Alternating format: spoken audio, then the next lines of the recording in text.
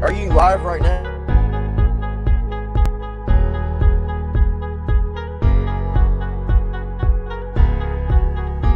We will be in 10 seconds.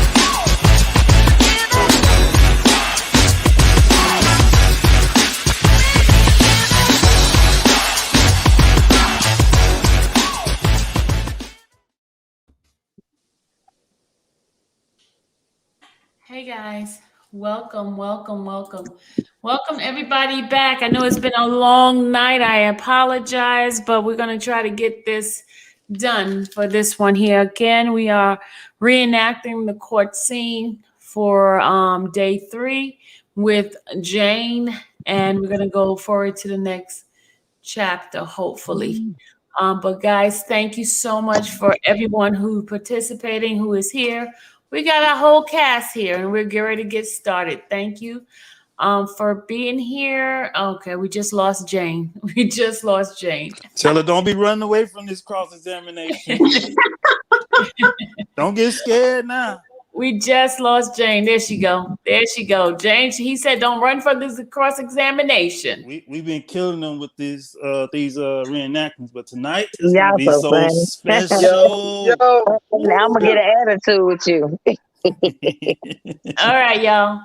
You guys are ready? All right, we're going to do what page we left off? Are you going to keep up on the screen? Because right now I ain't got my stuff open, so make sure you keep up. Oh my God! You need to go get your paperwork, ma'am. You know I am busy, so I'm getting it up. Oh my God! Go grab them. We'll wait for you. Just go. I got it. I'm logging in my computer. Okay. You said 1043 line 1. 1043 line 1. 1043 line 1, guys.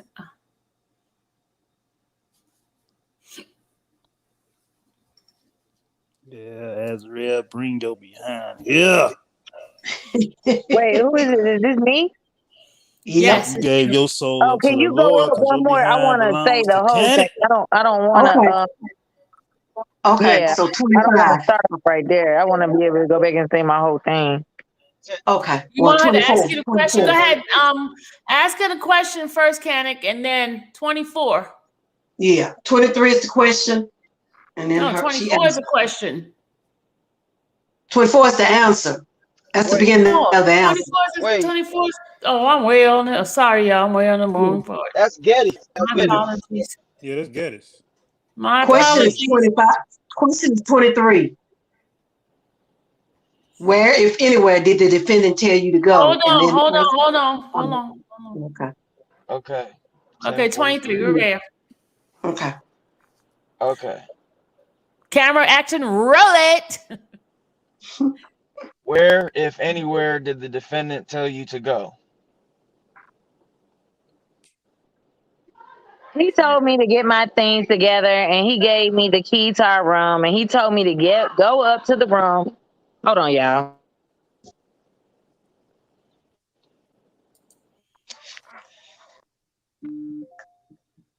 Hey, Lavelle. Haven't seen you in a while.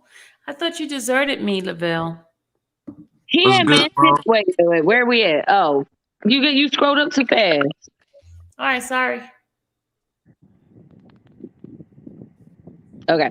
He told me to get my things together, and he gave me our key to our room, and he told me to go up to the room and freshen up and put something skimpy and let him know when I was ready. What did you do? I did exactly what I told. Now, at the time when you were carrying out what the defendant told you to do, what, if anything, had the defendant told you about Nephew? He had mentioned Nephew a few times, and he expressed to me that Nephew was a person that he had been grooming also since he was young. Do you remember the words that the defendant used? Yes. He said that he had been grooming Nephew since he was young, like me. What happened next? I then went up to the hotel room and I had freshened up and I had put on something skimpy, and the defendant knocked the same knock that he usually does. I opened the door and then I went into the master bedroom, which I had a door, and he stayed in the living room area. And then in about 15 minutes, he came to the master bedroom and he told me that Nephew will be coming in here and to basically be into it just like I am with him, and to be into it and not to like act any type of way. Now, you said that the defendant knocked on the door the way he did. What did you mean by that? The defendant had a specific knock. That's how we knew it was him every time. So we would know to open the door. What was the knock? Knock. When you answered,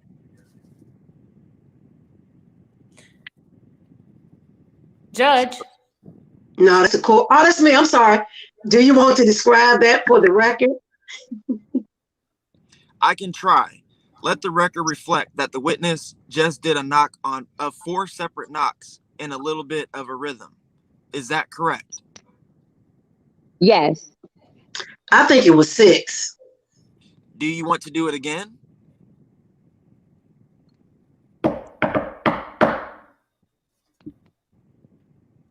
Five. Sorry about that. Let the record reflect that there were approximately 5 knocks. Is that right? Yes. And was anyone with the defendant when he first entered the room? Anytime we open a door, we know to stand behind it. So just in case he is with people, they can't see us. So I wouldn't be seen. Okay. So when you opened the door, did you see anybody else? No. Did you, in fact, go into the bedroom as the defendant directed? Yes, I did. What happened after that? Wait, where were we? Okay. He then came in with an iPad and he told me to get into it, that this was my punishment. And shortly after, Nephew had followed behind him naked. And when you said that the defendant told you to get into it, what did he mean by that? Meaning, like, not to embarrass him. Not to embarrass who? The defendant. What did you understand that the defendant wanted you to do with Nephew? He wanted me to please Nephew the same way that I would please him. And how did he want you to please Nephew? By basically being into it and giving him like oral sex and vaginal penetration. What happened? Did Nephew then come into the room? Mm-hmm. And what happened? You said he was naked. Yes. Where was the defendant when Nephew came into the room? He was already in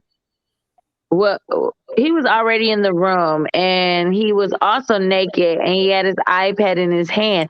And then he had propped it up, and he had begun to instruct both me and Nephew what to do. And what, if anything, did you notice about the iPad? What? No. Oh, boy, hold on. It was recording. What did the defendant instruct you and Nephew to do? He had instructed us exactly. He had basically talked us through every single thing to do. So if he wanted to give Nephew oral sex, he would say that. And if he wanted Nephew to give me oral sex, he would say that. And by oral sex, do you mean that he wanted your mouth on Nephew's penis? Is that correct? Yes. And when he wanted Nephew to give you oral sex, do you mean that he wanted Nephew's mouth on your vagina? Yes. Did both of those things happen between you and Nephew? Yes. And did you want to have sexual contact with Nephew? Never. Why did you? It was a punishment. What did you think would happen if you did not have sex with Nephew? Have sexual activity with Nephew at the defendant's direction? I would probably be left somewhere for a long time. Objection. Sustained. Was that the only time that you saw Nephew?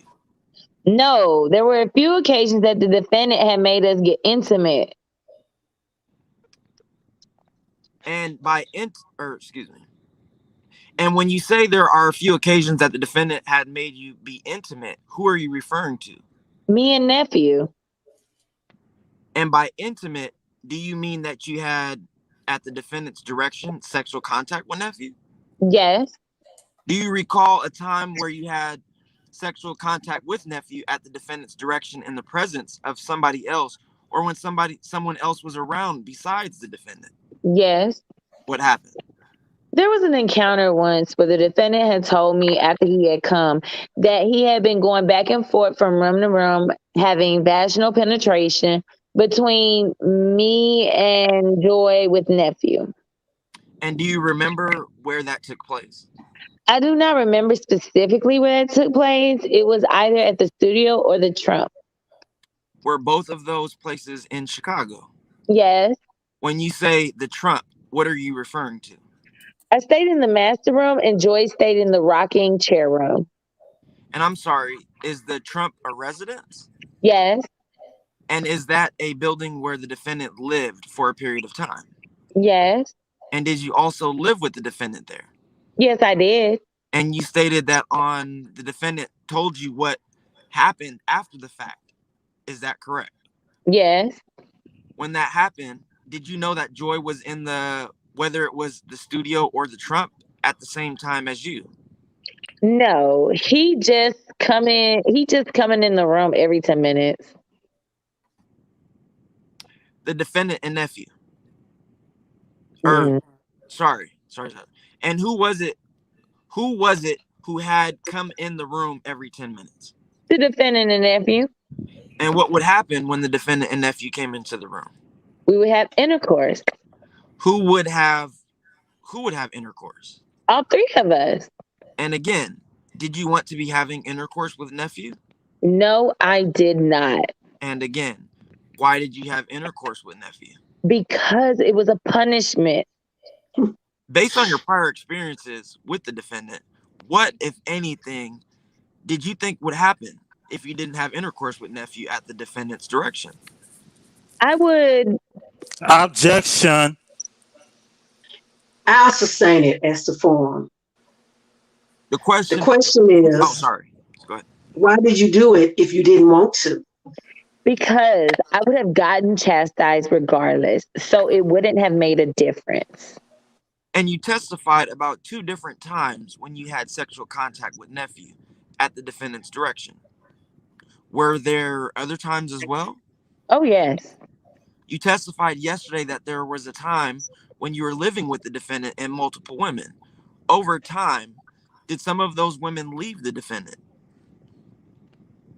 Yes, they did. And as of July of 2019, who, if anyone, was still spending time with the defendant?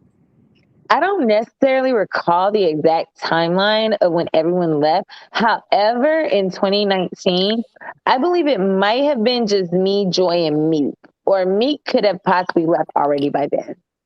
Was there a time when Meek did, in fact, leave the defendant? Hold up, I lost my place. What page is it? Number 9. Number 9. Page Yeah. 1051. Pressed the wrong button. Yes, there was. And the individual you testified earlier yesterday about, who you called V, did she too leave the defendant? Yes, she did. And Juice, did she too leave the defendant? Yes, she did.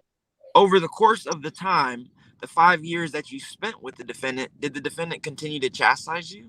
Yes, he did.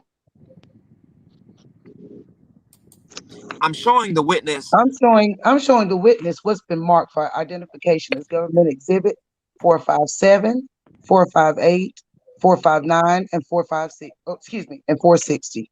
May I approach, Your Honor? Yes. All right. Do you recognize the exhibits that I just showed you, 457 through 460? That's me. Wait. What's going on right now? Somebody who don't come in. Yeah, we're cutting Dom off.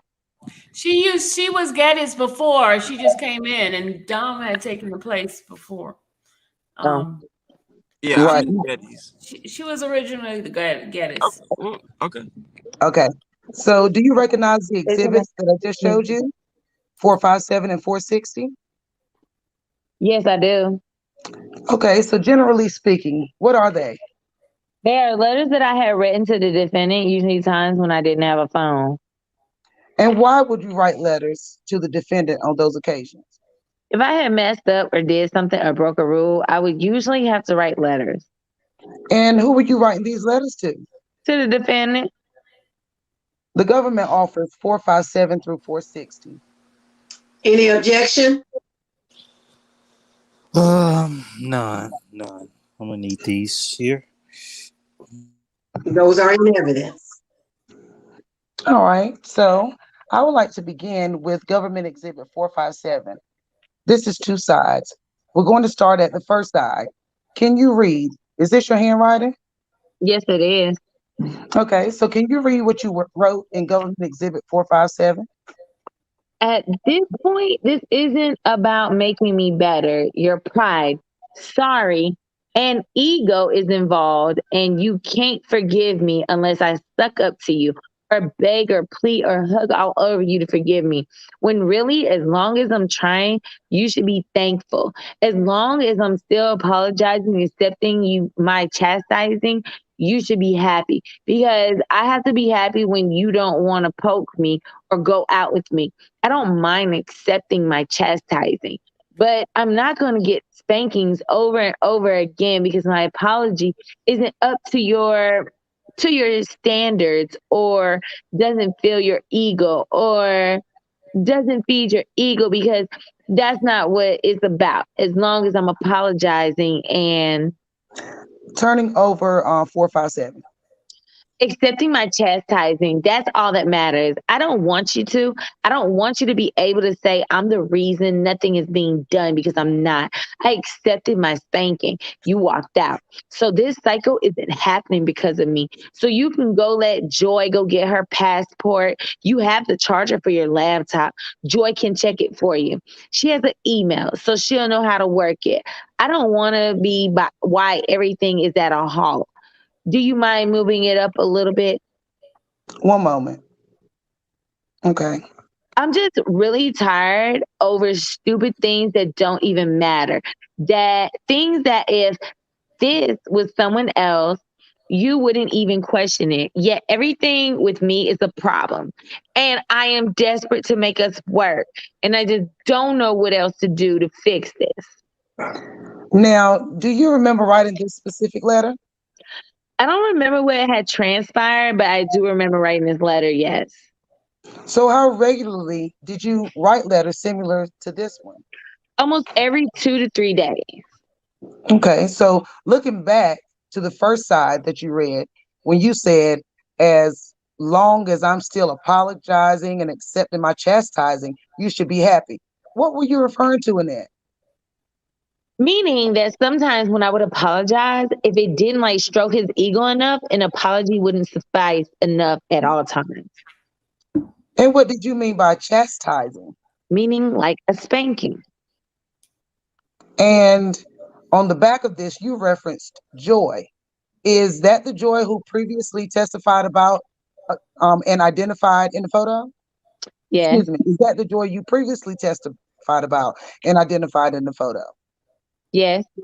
Okay. So now I'm putting Government Exhibit 458, which is in evidence, on the screen. Can you read that to the jury if you can see it? I don't mind getting chastised, but I'm not going to get a spanking, apologize, and then go through it all over again, because my apology isn't good enough, or I don't beg you to forgive me. If Joy said I'm going to make a call in here and step out, and she said step out, you wouldn't have asked her why. You would. You wouldn't have asked her why. You wouldn't have got upset or anything, yet me. Everything I say or do is always blown up, and it's stupid stuff. Doesn't even matter. And then when my apology isn't up to your standards, the cycle starts all over again. And there's an arrow, and I'm going to turn it over. This isn't teaching. And I'm just tired of this same cycle every time. I may not hug you or beg you to forgive me, but an apology is an apology. And I don't know what more you want from me. I apologize now. We've have to get through this all over again because you still feel some type of way when it's not about either of our personal feelings. It's about me trying. Now, the top of that second page that you read, you wrote, that isn't teaching. What does that mean? Oh, that isn't teaching. Yes. Okay. Had anyone used the word teaching? The defendant saw chastising as teaching. Well, how did you know that? He would say that. And what is it that you understood the defendant meant by that? It was to help me. The chastisements were to help me. To help you do what? Remember the way to act and be. According to whom? The defendant. All right. So I'm going to show you what's in evidence as government exhibit 49. 49 and 459. I'm sorry. What is on this? What is shown on this front page? A book. And if I flip it over, is there writing there? Yes, there is. Do you remember? Well, and let me just be clear. Each of the letters, 457 through 456 through 460, you testified that those were letters written by you, correct? Yes, there is. Yes, they are. Okay, so do you remember why you were writing on a book cover? Because I had no paper, and sometimes if I didn't have paper and I was left somewhere, he would say to figure it out. So I would just have to write on anything I could find. Okay, so can you read what you wrote in Government Exhibit 459? I said the things you get angry over wouldn't even care about if it was someone else. If Joy said she had to make a call and you wanted her to do so in or out of the room, you would say, "What do you think?" And she said, "Out." You would say, "Okay," then and drop it and leave it alone. Yet with me, a million extra questions that don't even matter. I'm not happy. I'm not being fulfilled sexually. And on top of that, I'm getting spankings nearly every day. This isn't what I want my life to be. And I know you don't want this either. All right, so when you said in here that I'm getting spankings nearly every day, what are you referring to? The defendant was hitting me every day. And finally, I'm showing you what's in evidence as Government Exhibit 460. And I'm just going to start by just holding it up. What is this that you notice about 460? The paper is torn. In half. Yes. All right, just so the jury can see. All right, and then I'm going to put these two pieces of 460 back. Can you read that, please? Yes. The main issue is the things we argue over. I don't mind and will never mind being chastised because I've lied and did something wrong. I'm tired of you nitpicking stupid non-for-profit reasons to start an argument. This started because you asked me where I thought I should have the call, which is so stupid. Then it led to you asking me why, which is when I lied and I got to spank it and apologize. Then you came in here and wanted to argue because you thought I text you back because Joy texts you. I don't want to be with anyone that is on edge looking for something to argue about because that's exactly what it feels like. And if you argue with me and nitpick everything I do because I lay or sit the closest to you, then I don't want this. I mess up everything too much on my own for you too. I'm going to turn it over. Want to argue even more on top of everything because whether I choose to feed your ego or not, whether I have a little bit of remorse or overflowing with remorse and apology is an apology.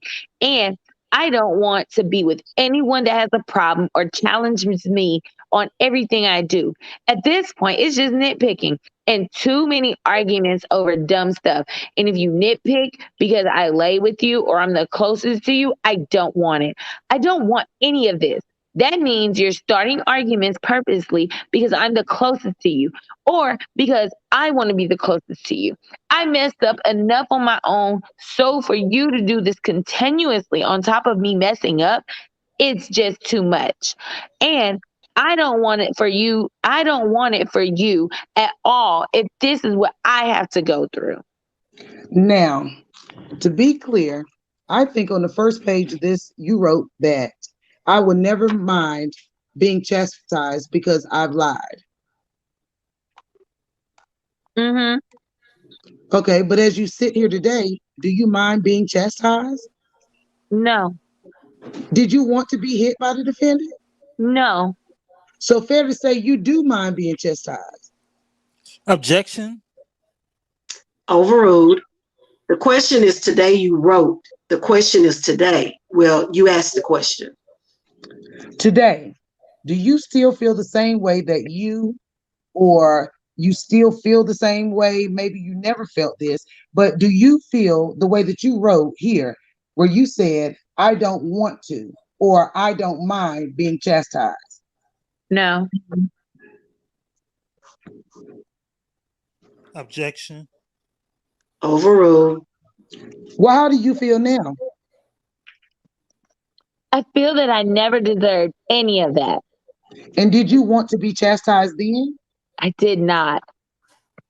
Okay. So now, yesterday you testified about certain letters that the defendant told you to write containing falsehoods. Do you recall that testimony? I do.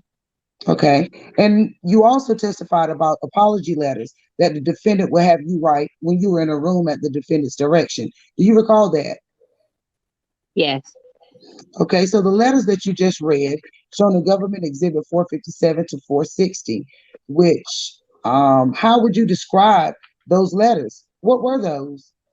Well, these letters would not be acceptable. So basically, what I was saying in these letters is that I would be chastised, and then I would write this letter and he would not accept it. And then I would be chastised again.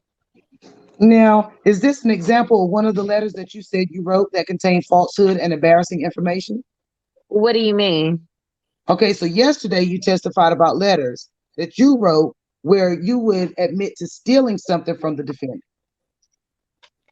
This is not, these are strictly apology letters after he had felt I had done something wrong. Okay, so this is a different, there were like two types of letters that the defendant had you write. Is that correct? Yes. Well, are you familiar with the docuseries Surviving R. Kelly? I am familiar with it. Okay, well, were you still living with the defendant at the time that it was aired? I was, yes. Okay, so at that time, at the time that it was aired, what, if anything, did the defendant say about it? He did let us know ahead of time that there was a documentary coming out about him and that everything was false. And he told us about a few of the women whom were a part of it and that he had his attorney send cease and desist a lifetime. Okay, and when you said he told us, who do you mean by that? Me and Joy. Okay, and were you the two individuals still living with the defendant at the time the docuseries came out? Yes. All right, so what, if anything, did the defendant tell you to do if the docuseries came up while you were watching television? We were to immediately change the channel. And while you were with the defendant, did you watch the docuseries? Never. All right. Did you and the defendant discuss making any public statements following at that docuseries? No. He never said that we would actually be publicly speaking. Oh, wait. That's good. Oh, no. He had expressed to us that if we ever came to a time for us to speak and stand up, would we? And we said yes. Okay. Did he explain what he wanted you to do? No, he never said that we would actually be publicly speaking. Okay. So what, if anything, did you do to prepare for a hypothetical time when you would have to make a public appearance? Weeks prior to that, he had begun telling us and making us answer questions. All right. And just to be clear, who is the he in that statement? The defendant. And who is the us? Me and Joy. Sylvia, you gotta back up. All right. Well, You gotta back up. I'm about to get off real quick. Okay. No, don't run. Don't run. come back, Azriel. Come back, Azriel.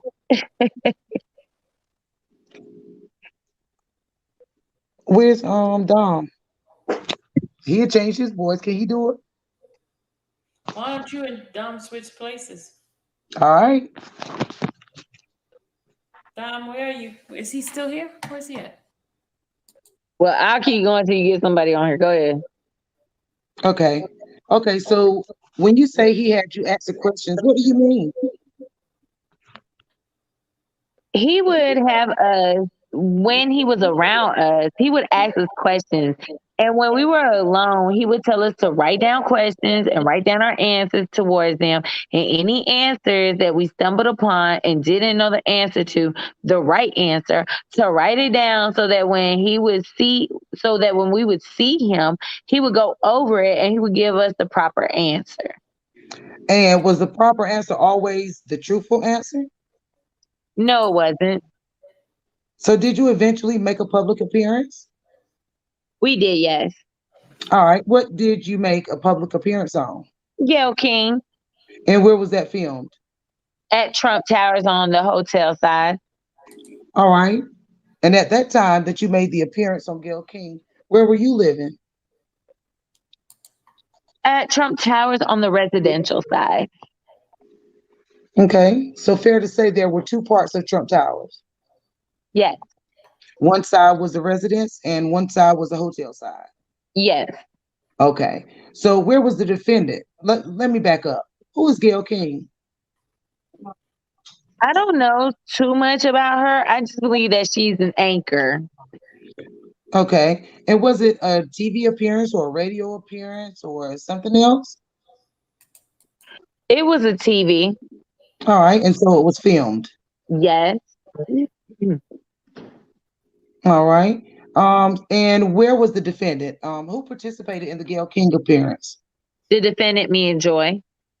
All right. And when were you, in fact, interviewed by Gayle King? Yes, we were. All right. And when you say we, who are you referring to? Me and Joy. All right. Were the two of you interviewed together? Yes, we were. All right. Where was the defendant while you and Joy were interviewed by Gayle King? He did a coughing. Oh, wait. Wait. Oh, he was also present in the hotel room. All right. So were you truthful when you spoke to Gayle King? I was not. Wow. Okay. So what, if anything, did the defendant do during that appearance during the time when you and Joy were being interviewed by Gayle King? He did a coughing. He usually does, which everyone knows to let us know. Objection. He was near. Sustained as to the everyone knows part, but he did a cough. There's a very similar cough that he does. So what cough? What did you understand he meant by that cough? He was just letting us know that he was in the room with us. All right. And what did you believe was the purpose of the defendant letting you know that he was in the room with you? Sustained. That means don't answer. Sorry. That's all right. All right. I want to direct your attention to the summer of 2019. Did there come a time in the summer of 2019 when you stopped living with the defendant for a period of time? Yes, there was. And during that period of time, did you decide to leave the defendant permanently? Yes, I did. All right. Approximately when did that happen? October 2019.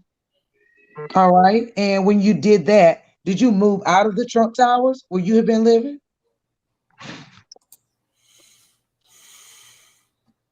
I had, yes. All right. So at some point, did you agree to meet with the government? I did, yes. Do you remember when that first happened? I believe that was in January of 2020. Okay, so you testified yesterday that when you first saw the defendant at the concert, or when you first saw the defendant at the Dolphin Hotel, you auditioned for him. Do you recall that? Yes, I do. And you testified that the defendant said he was going to help you. Fair to say? Yes. Okay, so what, if any, steps did the defendant take over the next 5 years to further your musical aspirations? None. While you were with the defendant, while you were still living with the defendant, would you have described to others your time with the defendant as abusive? Yes, I would have. Would you have publicly said that though? At that time that I was with him, no. Well, would you now? Yes. All right, she got to go. Who else can do it?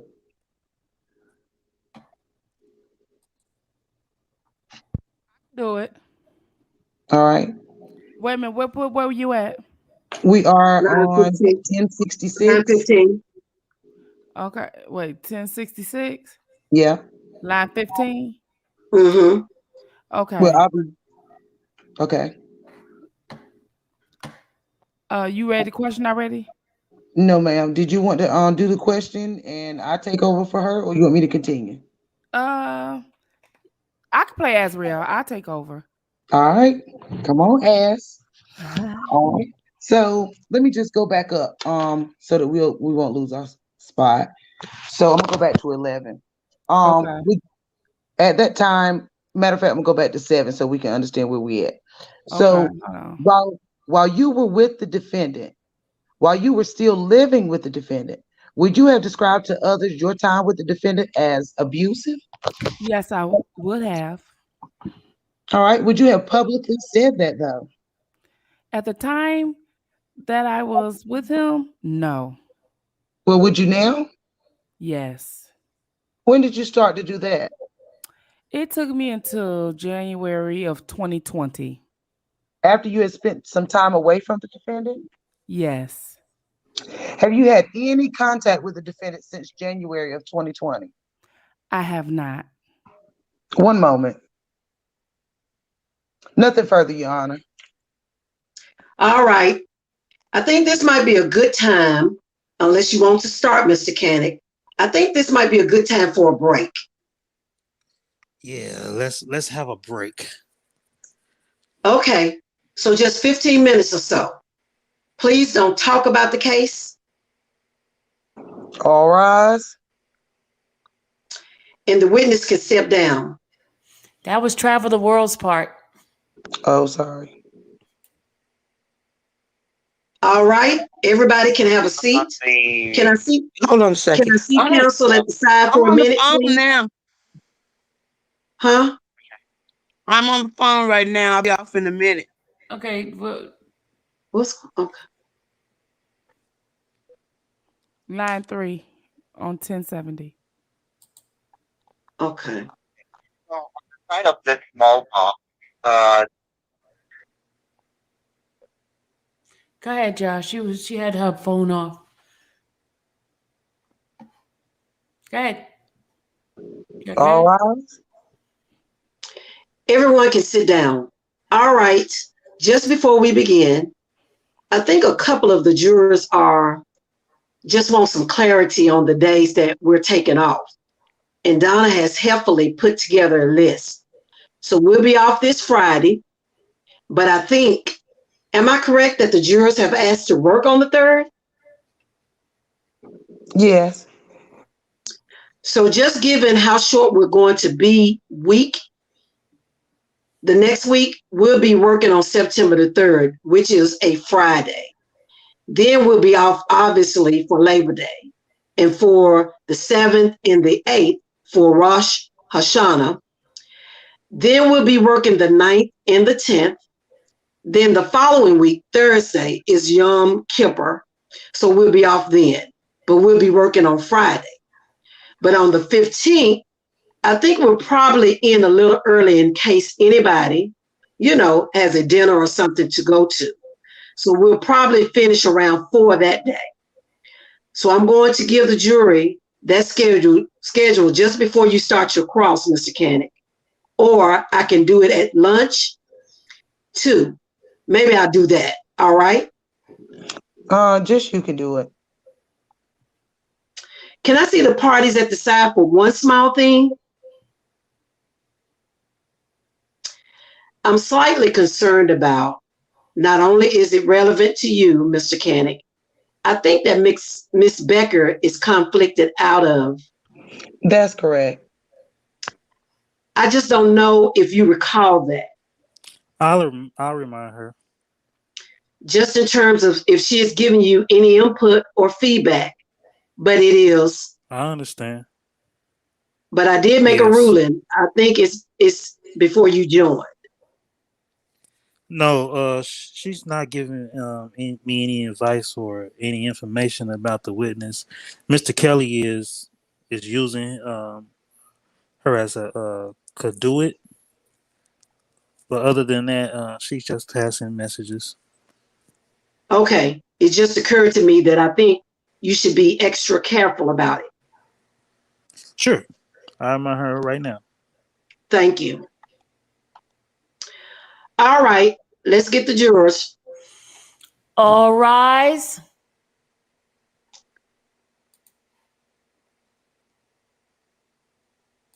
You again. Oh, I'm sorry. I was letting somebody in. Oh, okay. Or you may be seated. Okay, everybody. We are ready to continue with the cross-examination by Mr. Canick. Before we break for lunch, I'll go over our schedule calendar-wise with you all. So go ahead, Mr. Canick. Thank you. The witness is reminded that she is under oath. Yes, ma'am. How far did you go in school? Pardon me? How far did you go in school?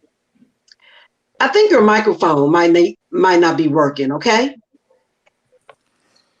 How far did you go in school? High school. How far did you go in school? In high A high school? school diploma. You graduated? I did, yes. And when was this that you graduated? What day? I graduated in 2016. 2016? Was there a graduation ceremony? Yes, there was. What was the date of the graduation ceremony? I do not recall. Did you attend? I did, yes. Do you remember what time of the year it was? I do not recall. Do you remember whether it was in January 2016? No, I believe it would have been later. Later? Okay, so now before coming in and starting your testimony yesterday, you had met with the government and gone over the questions that they asked you. Am I correct? Yes, I did. And how many times have you met with the government to discuss your testimony prior to coming and giving testimony here? I don't know. Well, more than 5? About yes. And when was the last time you spoke with them about your testimony? Today. And what time today? Before we began. Before we started this morning? Uh-huh. And what about last night? You asked me the last time. No, I'm asking you a new question. What about last night? Did you discuss your testimony with them last night? Not that I can recall, no. Did you have any meetings with them last night? After, no. And before yesterday, when was the last time you met with them to discuss your testimony? The day before I had come here. And do you recall what the day before was? It was the day before yesterday.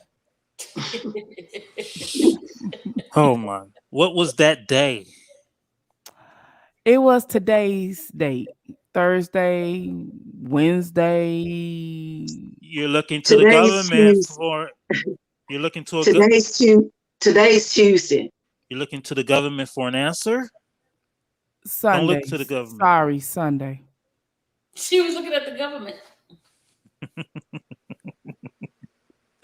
Sunday. Sorry, Sunday. Okay, Sunday.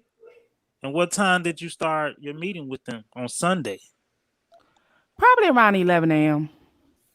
And what time did you end on Sunday? Probably around 6 p.m. So about 7 hours on Sunday. Yes. And before Sunday, when had you met with them before Sunday? Saturday. And how much time did you spend with them on Saturday? About the same period.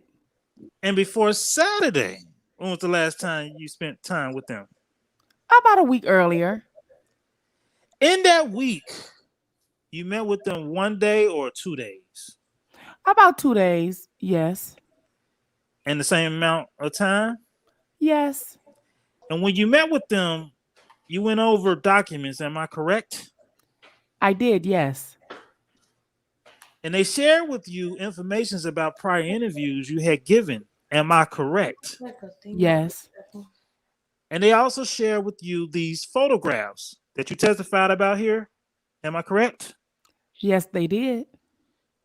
And they also shared with you other exhibits that they were questioning you about, am I correct?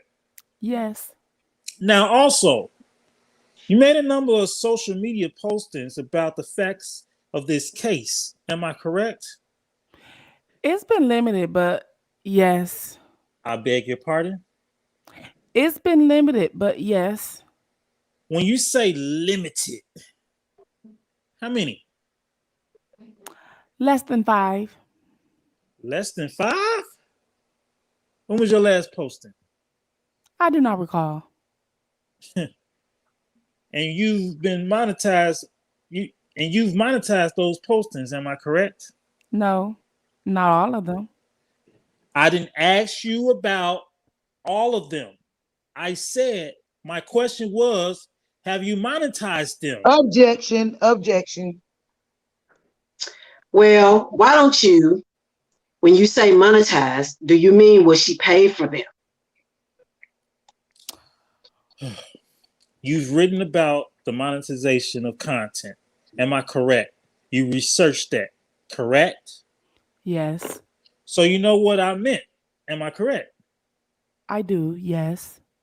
Now I want you to go to your testimony from yesterday and today. You just testified and told this jury about years of abuse. Do you remember telling them us about that? Yes. Okay. When did this abuse begin? In 2015. And you met with Mr. Kelly in 2000. You met with him in 2015. Am I correct? Yes, I did. And according to you, you met with him as of April 18, 2015. Am I correct? I don't remember the specific date of the show, but yes, in April. Okay. And you testified that there came a point in time that you started living with him in 2015. Am I correct? Yes, that is true. When was the day? That is when school ended and summer had begun. I begun living in Chicago. And the abuse started right then? No. And the abuse started a month later? The abuse started, about a few months later. Okay, so it started a few months later. And what was the nature of the abuse in a few months later? Withdrawn. When was it that school ended? I don't recall. Your Honor, may I approach the witness? Sure.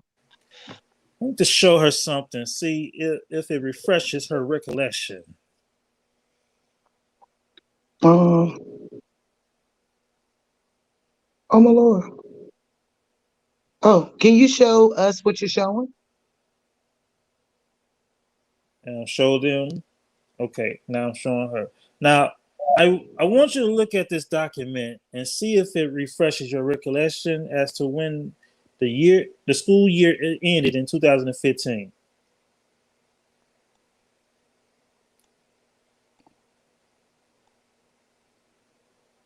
Yes. May I have it back? Okay. Now, after having looked at this document, does it refresh your recollection as to when the school year ended in 2015? It does. When did it end? Beginning of June. Beg your pardon? June June what? 3rd. June 3rd? And based on your testimony then, you moved to Chicago with Mr. Kelly sometime after June 3rd, 2015? I'm sorry. I should rephrase that. I actually had left school probably about a week and a half earlier. I had turned in all my work. So you left school prior to June 3rd, 2015? Yes, that is accurate. And about, you said the abuse started about 2 months after that, and am I correct? Yes. And so that will be sometime in August. Yeah, it'll be sometime in August. Am I correct? That is the first time he hit me open palm. Yes. Listen, little girl. My question, and if you don't understand my question, please let me know. My question is, the abuse started sometime after August. Can I just clarify? I'm so sorry, Mr. Canning. When you said abuse, are you referring to something in particular, a physical abuse? Well, what I asked is that she testified about a number of abuse during the time she spent with him. I just think it might be good to define what you mean by abuse. What do you define abuse as being? Well, why don't you direct her to the particular thing you want her to speak about? I just think abuse is a broad, all I'm saying is, if you can break it down, abuse is a broad term. Okay, gotcha. So when you said that my client abused you for the first time, what was the nature of that abuse? What time are you referring to? I'm asking you. You said that my client abused you 2 months after you started living with him. I'm asking you, what's the nature of the abuse? Okay. Well, there was a time that he did slap me open palm. So that probably be the beginning of it, which is when I told him my age at the end of the summer. The end of the summer. And when he slapped you, he sent you home the next day. Am I correct? Yes, he did. And the slap is sort of at you, according to you. Now, when you went home, you were with your parents. Am I correct? Yes, I was. You were with your family. Am I correct? Yes, I was. And you came back? Yes, I did. When you were with your parents, did you tell them that he slapped you? I did not know. Now, you testified and told us that you met Mr. Kelly in April of 2015. Now, and you told him that you were 18 years old. Am I correct? Yes. Now, your parents told you to tell him that you were 18 years old. Am I correct? No. Your parents did not tell you to tell him? I'm overruling the objection. My question is, did your parents tell you to tell him that you were 18 years old? Yes or no? No, they did not. Now, you testified and told us that when you went to this concert and that you were in the B section. The C section. The C section. I'm sorry. You weren't in the B section? The C section. Let me see. Okay, I'm sorry. When we got there, they were together. So people in the C section could sit in the B section. I'm asking, where were you? The B section. B or C? I was in the B section with my parents, but we had bought tickets for the C section. And there came a point in time that you said that somehow you got up to the pit. Correct, yes. And prior, at some point, either before the show or while you were there, it was suggested to you by your mother, that you get Mr. Kelly's attention. Am I correct? I don't recall that. Now, when you got to be in this pit, you testified and told us yesterday that at some point Mr. Kelly grabbed your hand or held your hand. Yes, he did. Now you were reaching your hand up to him. Am I correct? Correct. And you weren't the only one doing that. There were a number of fans trying to reach him and get his attention. Am I correct? Absolutely, yes. And he touched a number of hands as he performed the song. Am I correct? Not actually true. He only touched about 10 people. 10 is not a number? Objection. Sustained. So he touched more than your hand. Am I correct? Yes. Now you testified and told us that he performed the show pretty much to you. Yes. Were you standing alone? I was not. You're around other people, am I correct? I was, yes. There was other fans at that show, am I correct? Yes, there was.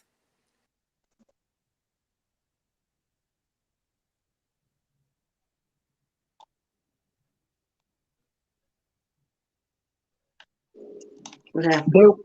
They were right around you. Am I correct? Yes, they were. There were two people who were in the back of you. Am I correct? Yes, there were. Because you were in the pit. Am I correct? Yes, I was. All right. And there were people behind you.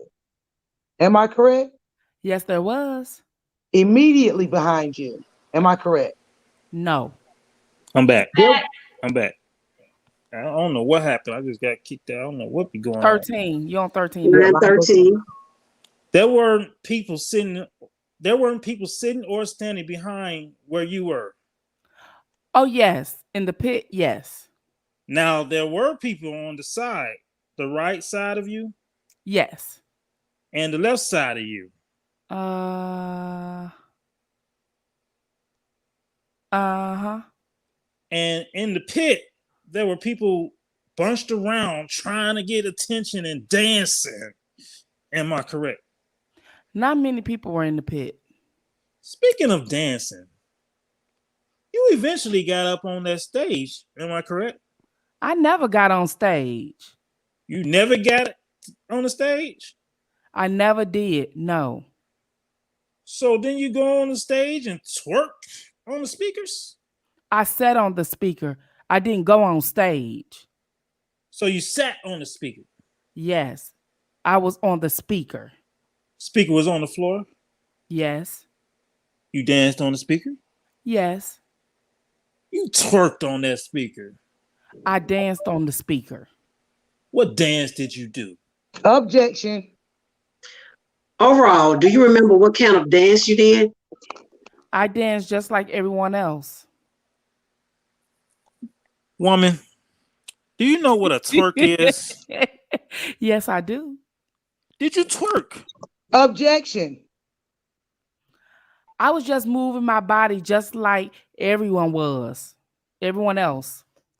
When you were moving your body like everyone else, you were twerking, weren't you? Objection. Sustained. Yes, I was. Okay. I sustained the objection, but Oh, I'm sorry. it's all right. Now you testified that there came a point in time that you got Mr. Kelly's number somehow? His entourage gave it to me. Yes.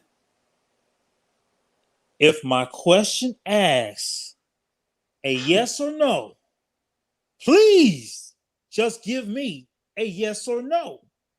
Okay. Sorry. And after you got his number, you told your parents, am I correct? Yes. And at some point, you told your parents, in particular your mother, that you think that Mr. Kelly was looking at you and you think he likes you. I don't recall. Now, after you got his number, you made an effort to reach out to him. Am I correct? I did. Yes. And there was no response to your effort. Yes. And basically, there came a point in time that your mother reached out to him. Am I correct? Yes. And your mother started to text him. Yes, she did. And your mother started pretending that she was you. Am I correct? Yes, she did. And he asked your mother how old you were, how old she was, pretending to be you. I don't know. You read those messages between Mr. Kelly and your mother pretending to be you. Am I correct? I didn't recall all of them. No. Now, did you read one where he asked your mother for a picture? I just saw pictures. Yes. That's basically all I saw. And she sent him pictures of you. Am I correct? Yes, she did. Pretending to be you. Am I correct? Yes, she did. And one of the things that were sent was a video of you dancing in your underwear. Am I correct? Singing and dancing in your underwear. Am I correct? That's not true. That's not true. Yes. And seeing a picture of you singing and dancing in your underwear? Objection. My mother? No. You did. Oh, me? At a later date? Yes. How long did your mother keep up with this texting to Robert, pretending to be you? I was only probably about 2 days. Do you know how many texts were exchanged in that time? I do not know. Now, you didn't have to be 18 to order Audition for being a singer. Am I correct? No.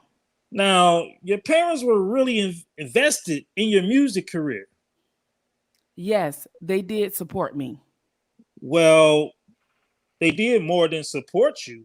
They encouraged you. Am I correct? Yes, they did. In fact, they put great pressure on you. Am I correct? I think they just supported me. Well, isn't it a fact that they beat you so that you could? Objection. Overruled. Isn't it a fact that they beat you in order to make you practice your music? Yes. That beating started when you were in Baltimore. Am I correct? Objection. Could I see counsel at the side, please, with the court reporter?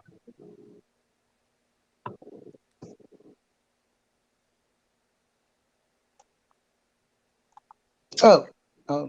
I just want to clarify where we're going here. I think I know, but I ruled pre-trial that even if the parents had pushed her into a relationship with him, that is obviously not a defense. I mean, they are what they are. But I think that I'm right that the focus on the parents right now is to support your theory that they and she conspired to get money out of him. Get money out of him? Yeah. Extort him. Yes. I don't know. I'm sure you have a good faith basis for that. I'm not questioning that, but basically, Your Honor, it's that she had no interest in music at this time. None. The prosecutors opened up yesterday saying that she was only interested in pursuing her music and Mr. Kelly wanted sex. Blah, blah, blah, blah, blah, blah. We don't know what they're saying. But I precluded inquiry into that. Right. I'm not asking that. Right. I'm trying to be very careful in asking it in such a way to show that basically her parents put great pressure on her, and they were really invested in the music career and really interested to try to get her together with him. I don't think there's anything wrong. I mean, first of all, the jurors are going to have a natural curiosity about where the parents were, but I'm going to give them an instruction at the end that even if the parents didn't have a problem with this, that they can't consent for a 17-year-old. So I mean, there's going to be some kind of an instruction about the limit to which they can consider the parents' involvement. I understand that. But I don't know. I'm guessing. I want to give you some latitude here, and I'm doing that. But I just want to make sure we are not crossing over into what I've precluded. So I think you need to get to the point where you say there is an extortion, which that's legitimate. Whether her parents were abusive to her, I don't think is consistent. Just let me finish. It's consistent with that, and I'm not sure how relevant it is. Let me just hear from the prosecutor, and then I'll hear from you. Well, first of all, the witness has now established that she was, in fact, beaten by her parents. Now, that's out of there. There's no basis to go further back into her childhood and make her relive any abuse that she suffered by her parents, especially in front of everybody today. This is not a trial of the witness's parents, and that is what you're making this out to be. You can go forward with your extortion theory in a different way she lived in Baltimore years earlier. It's just not relevant when the abuse began or what, frankly, the nature of the abuse is. I don't see that you're going into an exploration of her childhood, are you? Far from that. Far from that. Far from that. But when she did, let me just finish. Sorry. Calm down. If you have evidence that, and I'm saying this because you have to say you have a good faith basis that they wanted to get money out of him, that's certainly an appropriate area, but only to the extent that she's aware of it. And so if there's some evidence that she's aware of it, aware of what her parents' motives are, that's fine. But I think there's been enough about whether her parents beat her. I mean, I thought she testified that she was in the choir and all these other things. Are you saying that that wasn't her own choice? No. She was in 2 choirs. Right. And what's the basics for that? Is that in the materials? I haven't read all the materials. What's in the materials is that her parents put pressure on her to succeed in the music world. There's nothing in there saying that she didn't want to do Patriot Singers or other activities that they did. But I still don't think that we need to go any further into any physical abuse that the witness, that the victim. I mean, to the extent that it's relevant, I don't know. It seems marginally relevant at best to this extortion business, unless you are saying they forced her into it, which I don't take that to be your argument. No. I take it your argument is that they are basically stage parents that don't really care about their child's welfare and have turned sort of a blind eye to what's happened to her. But I don't know how helpful that is to your case. But that's not my point. Right. But if you have evidence that there is a line of inquiry that she conspired with her parents to get money out of him, perfectly fine. Oh, you better believe it. Yes, we do.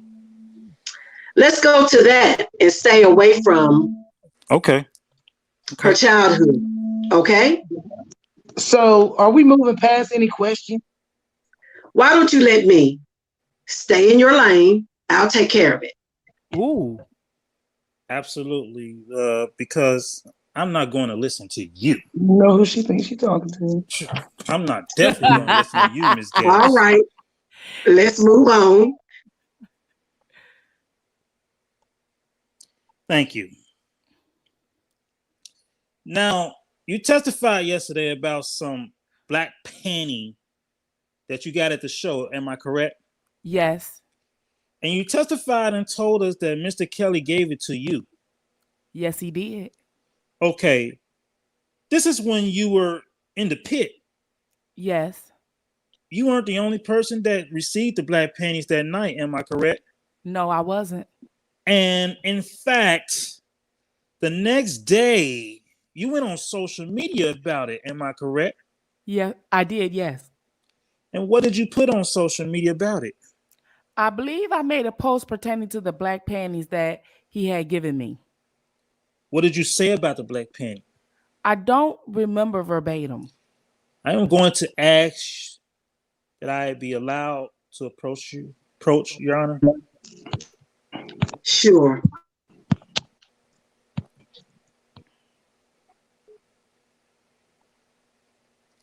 Yes. Somebody's stuff vibrating. Your Honor, may I see it as well? Come on. Is that a public post that you referenced? Yes. You made that. Yes, I did. And you made that. That's the post that you made pertaining to the black panty. Yes. Receiving the black panty. Yes. Your Honor, I'm going to offer that as a defense exhibit. Any objection? None. Okay, that's in evidence. I think this is in. And we are going to ask that it be published, Your Honor, to the jury. Is this the jury only? Yes, Your Honor. Okay. Thank you, Your Honor. Now, in April 2015, you were a member of the Patriot Singers, you said? Yes, I was. And how long had you been in that group? I had been with that group the entire year. You had to audition. Okay, and you testified yesterday about losing a scholarship that you had received, or scholarships you had received for college. Where were those scholarships? What schools? No. I think you misunderstood me. By me getting homeschooled, I could no longer be eligible to get those scholarships. So you were never offered a scholarship? No, but we were studying too. Now, when you in April 2015, you were taking a break from music. Am I correct? I don't recall. You don't recall whether or not you don't recall whether or not you were taking a break from music? Objection. Overruled. I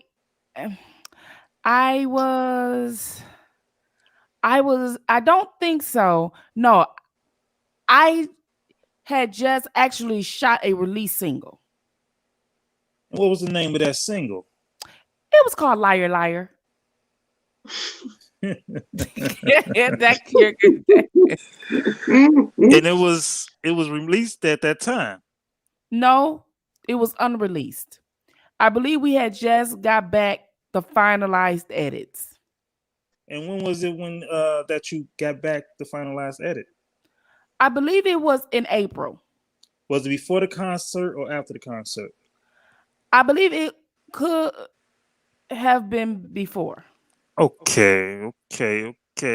Well, when you met with the government, didn't you tell them that as of April 15th, around the time of this concert, that you had taken a break from music? As in break?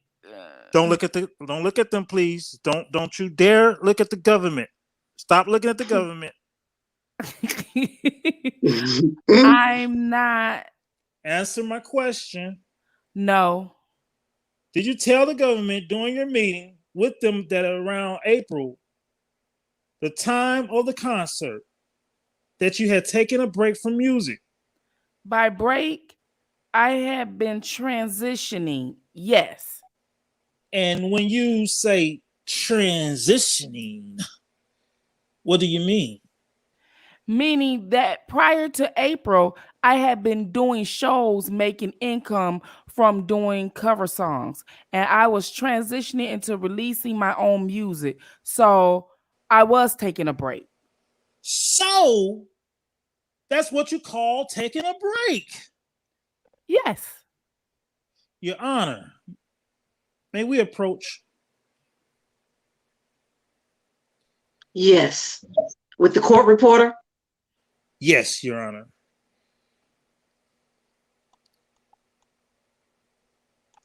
So just before we begin, please don't give instructions to the witness. I'll take care of it if you need it.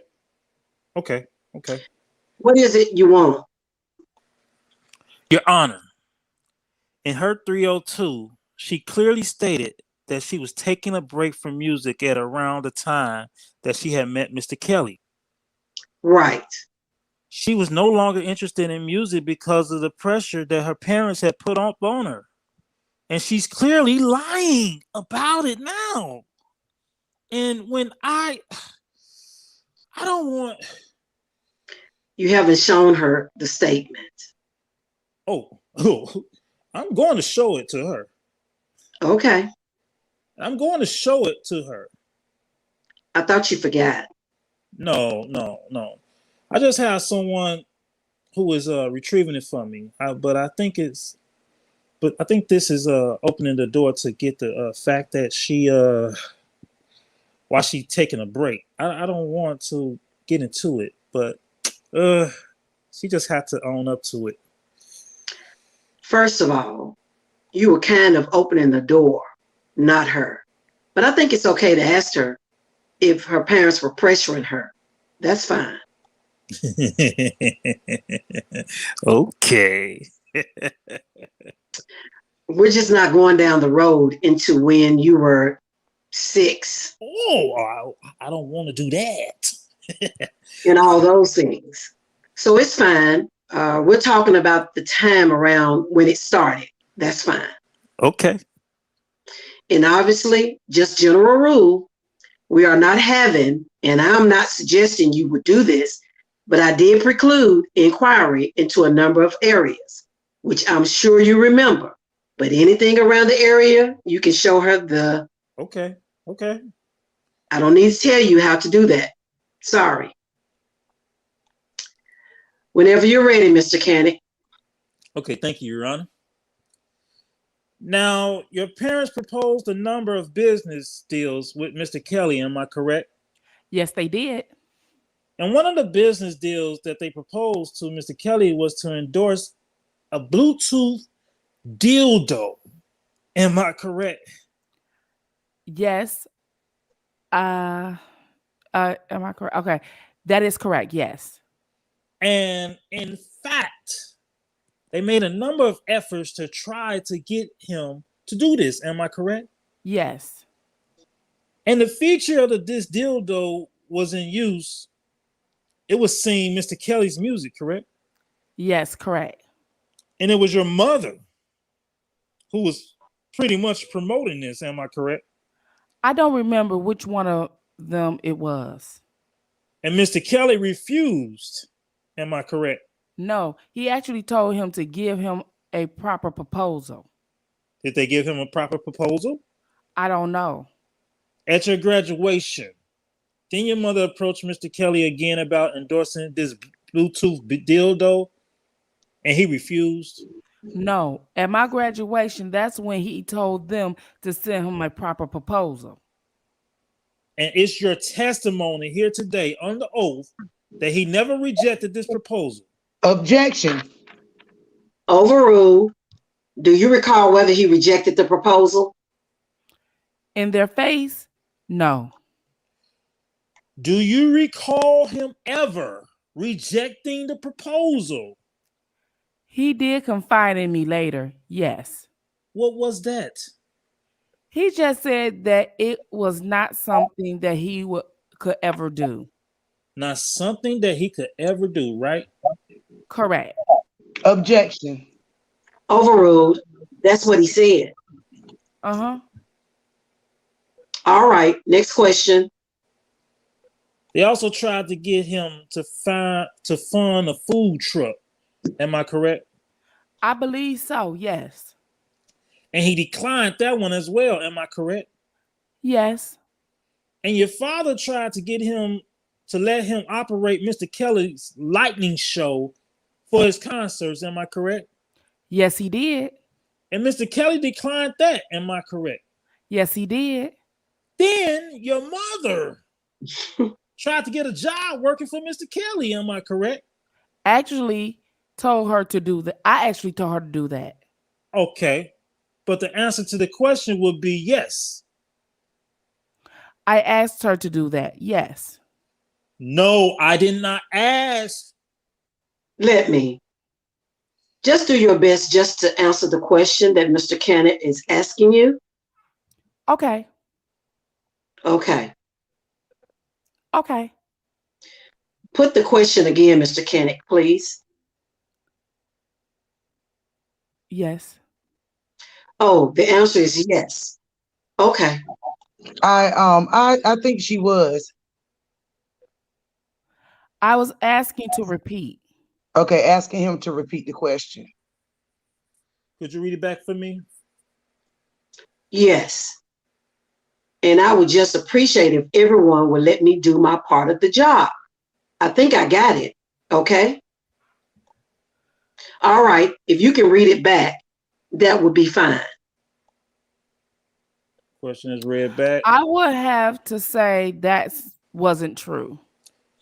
Well, your mother didn't try to get a job with Mr. Kelly as an assistant? I told her to do that. Your mother didn't try to get a job with Mr. Kelly as an assistant. Herself? No. I told her to do that. But then, did she do it? Yes, she did. Okay.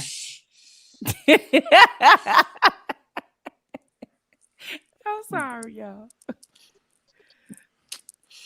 Your mother didn't try to get a job with Mr. Kelly as his driver? Yes, she did. Did she get the job? No, she did not. Now, at some point, your mother told you to take pictures and information regarding Mr. Kelly so that it could be used. Those items could be used for potential blackmail. Am I correct? No. That is not true?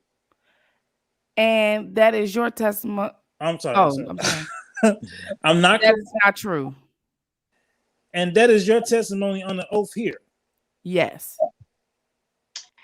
Just tell the government what you're referring to, if you don't mind. Okay. Page 2. Thank you. Now, isn't it a fact that you told the government in a meeting on January 9th, 2020, that before you met Mr. Kelly, you were taking a break from music and enjoying life? Yes, I was transitioning. Yes. Now, you testified and told us yesterday that there was a meeting that you had with Mr. Kelly at the Dolphin Hotel. Yes. And you testified and told us the manner of that you were dressed when you went to the meeting. Am I correct? Pardon me? Okay. You testified and told us yesterday about the attire that you wore to that meeting. Am I correct? Yes. And there was a photograph of you in evidence that you identified as the outfit that you wore on that day. I had no objection to it. Am I correct? Yes. Now, when you met with the agent in this interview that you had with them, you told them that you were dressed in baggy clothes. Am I correct? What kind of clothes? Baggy. Okay. To meet him? Isn't it a fact that you met with the agents? When I say the agents, the government. Okay. Isn't it a fact that you told them that when you met with Mr. Kelly on that date, that you went to the Dolphin Hotel, that you were dressed in sweat clothes? No. And you're an absolute about that as anything else you testified to? Yes. Objection. Overruled. Now, isn't it a fact that you told the government in your meeting with them that you had just gotten out of a weightlifting class and you were sweating? No. I told that to the defendant. Okay. Now, when you had the meeting with the government, you were advised by the agents that they were government officials. Am I correct? Yes, I was. And they advised you that making a false statement to the government official is a crime. Am I correct? Yes, they did. And they told you the consequences of making that statement. Making No. false statements. No. But you know what a crime is, correct? I do, yes. Too many pieces of paper, Your Honor. May I just have a moment to retrieve it? Yes. Now, I asked you earlier about your mother seeking employment with Mr. Kelly, and you told me that it was that was a suggestion. Do you remember telling me that? Yes, it was. Now, when you met with the government, did you tell them that your mother suggested that she could be employed by Mr. Kelly? I don't remember.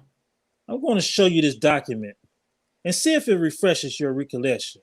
May I approach, Your Honor? Yes. Just direct your attention to the upper portion. Okay. Which part? Let me have that. Sorry, the front or the back? This top paragraph right here. This top paragraph right here. Right there. Yes. Have you read the document? Yes, I did. Yes. Did it refresh your recollection that it was your mother who just suggested that she got a job with Mr. Kelly? They could have did that incorrectly. I did not ask you that. Whether or not they could have done. Yeah. What I'm asking you is, did the document refresh your recollection that it was your mother who suggested she get a job? No, I still did suggest those jobs to my mother. So, after having read that, yes, it does not refresh your recollection? No. But you read the document and you saw it there. Am I correct? Yes. Your Honor, I'm going to move to another area. This is ridiculous. Okay. What is wrong with her? Crack. I'm done with the 302s. Now, you testified that there came a point in time that you're at the Dolphin Hotel and that according to you, my client, Mr. Kelly, asked you to perform certain sexual functions, behavior on you. Yes, he did. Okay, and you testified that there came a point in time that he actually did, and then police came. Am I correct? Yes, that is true. And when the police came, you were still in the room. Am I correct? I was in the restroom. But when the police were there, you were in the room. Am I correct? What's wrong Yes, with I her? was. And you spoke to them, correct? Yes, I did. They asked you your age. They did, yes. You told them 18. I did, yes. They asked for your identification. I did, yes. You gave them identification, am I correct? Yes, I did. They studied the identification. Mm-hmm. Is that a yes? Yes, sorry, yes. And after that, they finished studying the identification. They had to call your parents. Am I correct? Yes, I did. And you put the phone on speaker? Yes, I did. And you spoke to your parents, am I correct? Yeah, I did, yes. Now, and your parents spoke to you in the presence of the officers. Yes. And they never asked you to come downstairs, am I correct? No, they did not. You didn't tell Mr. Kelly that? Well, you know what? Enough of this. I'm going with the officers. No, I did not. You didn't tell the officers that Mr. Kelly violated you, am I correct? I had not, no. In fact, according to you, you stayed in the room and continued the sexual encounter with Mr. Kelly. Am I correct? I did, yes. And according to you, you stayed in the room and continued the sexual encounter after the officers left. Am I correct? Yes, I did. And then, according to you, you didn't want this to happen. Am I correct? I didn't want this to happen, no. And you felt violated. Am I correct? I did, yes. In fact, you were outraged. Am I correct? Yes, I was. But according to you, he came back into town and you got back with him within a couple of days. Am I correct? No, he had flown me out to the city he was in. Well, isn't it your testimony that he stayed in town, and while he was in town, you and he got together sexually?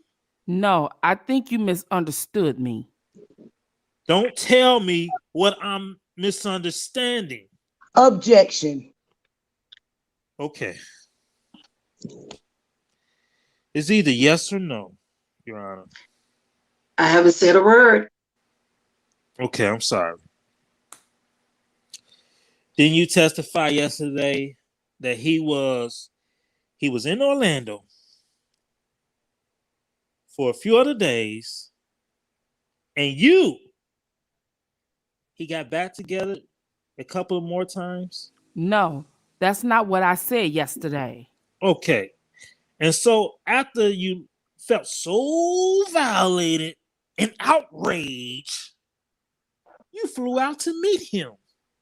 Under the impression he would teach me techniques. No. Just answer the question. Okay.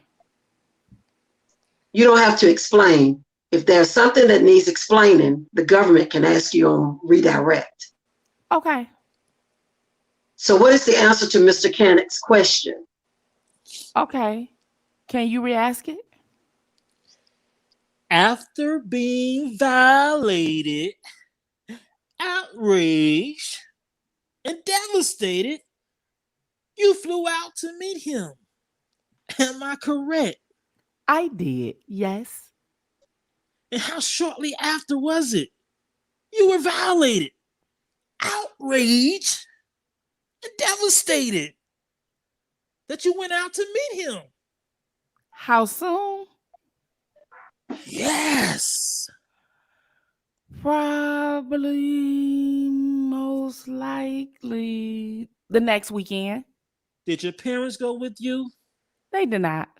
Did your do you have an older brother? I do, yes. Did he go out there with you? He did not. Did a chaperone go out there with you? No, I had no chaperone. Do you have an older sister? I do, yes. Did the older sister go out there with you? She did not, no. You went out there by yourself, am I correct? I did, yes. Did you tell your parents about the violation that Mr. Kelly supposedly committed on you before going out to meet up with him? Objection. Overruled. Absolutely not. Did you tell anybody? No one. Now, when you went out the first time, where did you go? I believe we were on the West Coast in LA. And you took time off from school? I tried to go on the weekend. Here we go again. My question is, did you take time away from school on this trip? I believe it was the weekend. Didn't you testify yesterday that this trip occurred on the 21st of, well, you tell me. What was the date of this trip? Let's see if we get you caught up. I don't know. I don't actually remember the date meeting. I need the evidence. And where were you on that trip? California. And you testified and told us yesterday that you were flown out there by Mr. Kelly. His assistant. Yes or no, ma'am? Yes, Yes. or no? Yes? Okay. Where specifically did... Oh, okay, that's you. Yes. Okay. And you were shown a ticket yesterday for the trip. Where you at? What line you on? 17. 16. Yes. Where specifically did you fly? To California. Does April 28th sound familiar or of 2015? That does sound familiar, yes. Do you remember what day of the week April 15th was in 2015? Objection. Objection. April 28th of 2015. You're not objecting to that, are you? No. Okay. I don't know. Your Honor. May I approach this person? This. Ugh. Watch your mouth. Yes. I ask you to look at this and see if it refreshes your recollection. This right here is called a calendar. Do you know what a calendar is? This is a calendar, right? Yes. The calendar is for April of 2015. Am I correct? Yes. What day is April 28th? It is on a Tuesday. That was a school day, was it not? Yes, it was. Did you have school the following day? I did, yes. Did you have school the following day? I did, yes. So, the answer to my question earlier about whether or not you took time away from school to go, the answer would be yes. She had What's to make wrong him with believe you? she was Am I 18. correct? Yes, that is true. And you went to your parents, you went with your parents' permission. Am I correct? Yes, I did. How long did you stay out on that trip? I don't remember, but it was definitely days. Didn't you testify that you got stuck out there? Yes. And when you say stuck, what do you mean? Meaning that if I was in middle of the school week, I would be returning until Sunday or Monday. Well, then you go to another concert on May 1st? Yes, I did. Where was that concert? I don't recall. She's trying to make him think that she's actually 18 by not going to school and not, so she was available trying to make him think she was actually 18. Mm-hmm. And no interrupting. I'm sorry. What was that concert? 9/13. I don't recall. And that concert was on the West Coast, was it not? I don't recall. I'm sorry. Does Stockton, California sound familiar? You just said it yesterday. Yes, that does. And you didn't fly home on in between going to the West Coast on the 28th of April and May 1st, did you? I don't know.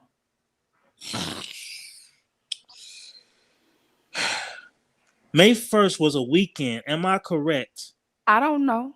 I don't. Let me show you this and see if it refreshes your recollection. Thank you. Yes. May 1st is a Friday. So you didn't fly back home after flying out on April 28th, am I correct? No. I'm not correct? Oh, no. You're correct. Sorry.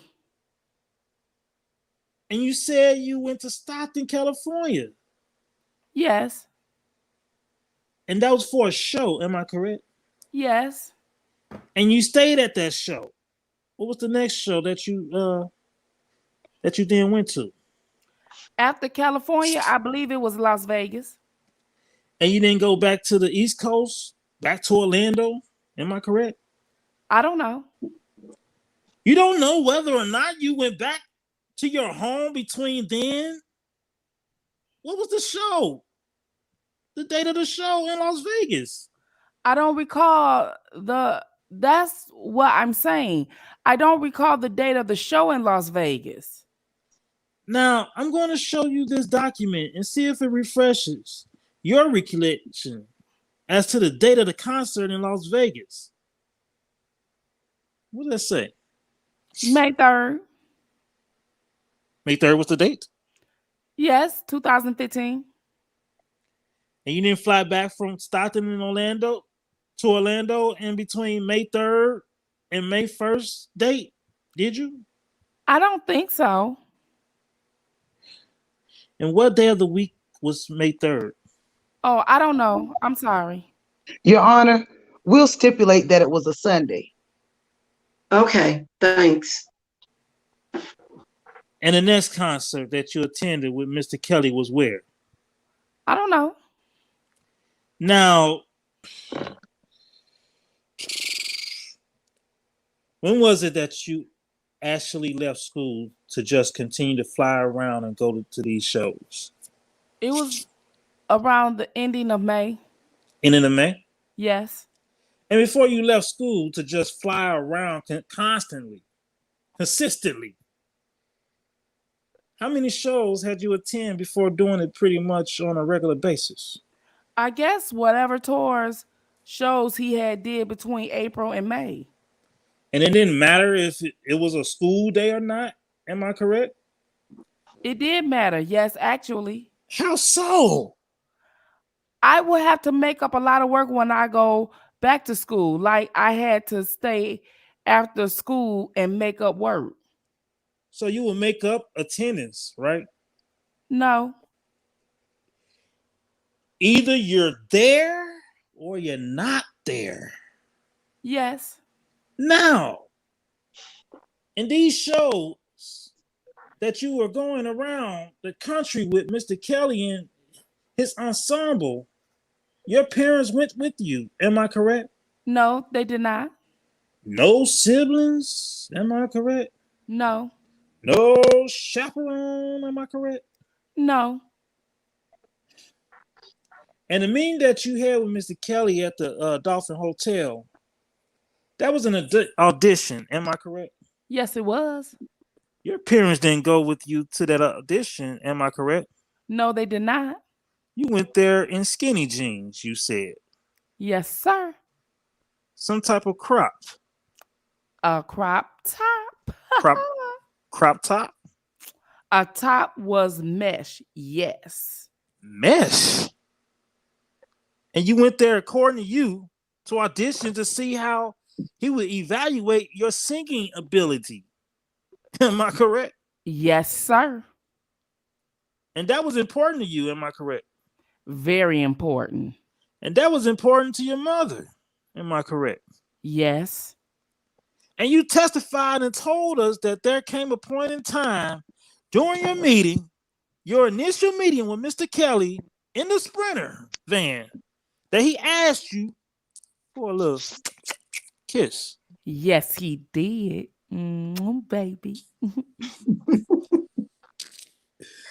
Now, when he asked you for a kiss, at that point in time, this is before you went upstairs. Am I correct?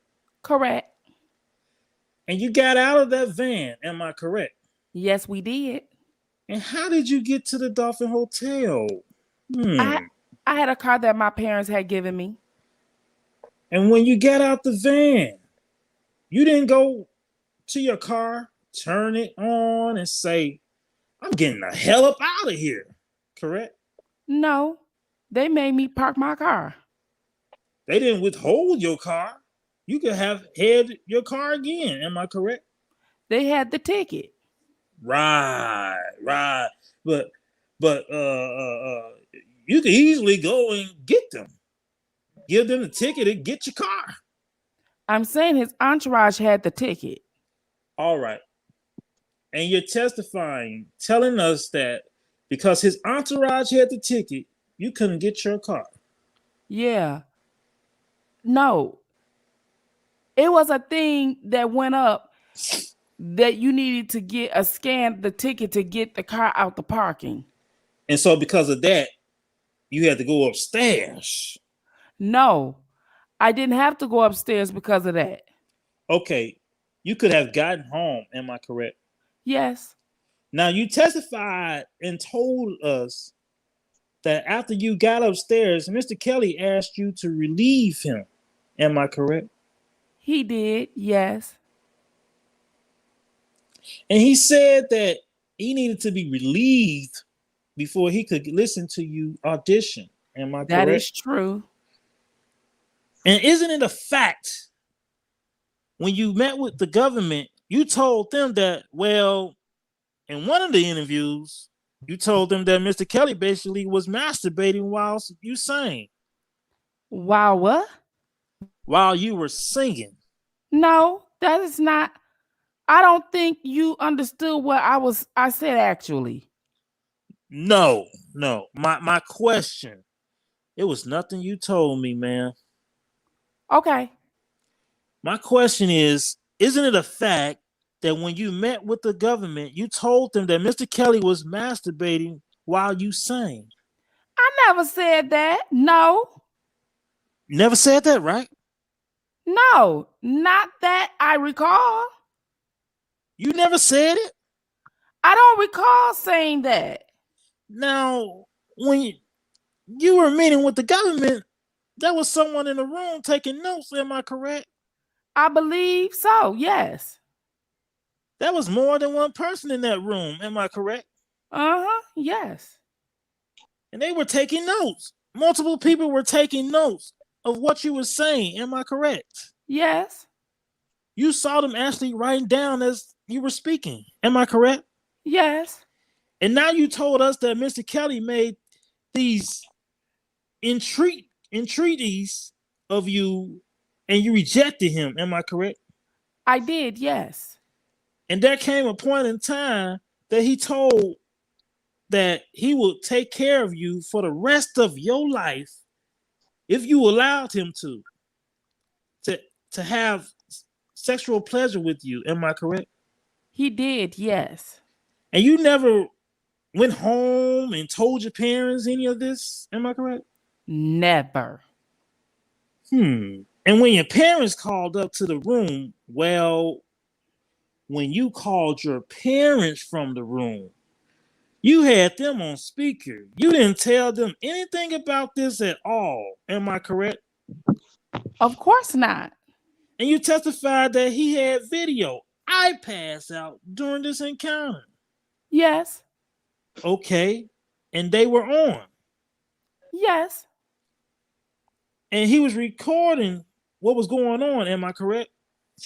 No. At that point, he was watching something and I could not see what it was. I just saw him pull out an iPad. You just saw him pull that iPad. Yes. And you told the government about that during these many meetings. I believe so, yes. And your single is called Liar, Liar. Am I correct? Objection. Overruled. Yes. You testified earlier that this, in fact, that there were a number of women living with Mr. Kelly. Yes. And I think you testified that there came a point in time that some of them had left. Yes. Now, a number of them lived there off and on. Am I correct? No, I'm not correct. you're not correct. Then Juice lived there off and on? No, Juice was with him 20, like almost every hour of the day. Juice didn't have a job? No, Juice did not. Juice had a car, right? No, Juice did not. And Juice, when was it that she left, according to you? I don't remember when she left. I just remember the order in which girls left. So I don't know if that's helpful. And what about, may I speak to the government? Sure. I'm showing you what's been admitted into evidence as government exhibit 76. Did that person live in the house? I don't know. Do you know who that person is? I do, yes. Did you see this person in the house? Yes, I would. Just to be clear. Just to be clear, are we talking about the house in Atlanta? Either house. Oh, okay. In Atlanta? Either house. Did you see that person in, this is my fault. I'm confused about where the houses are. Atlanta and Chicago, correct? Yes. Okay, so. Yes, I did.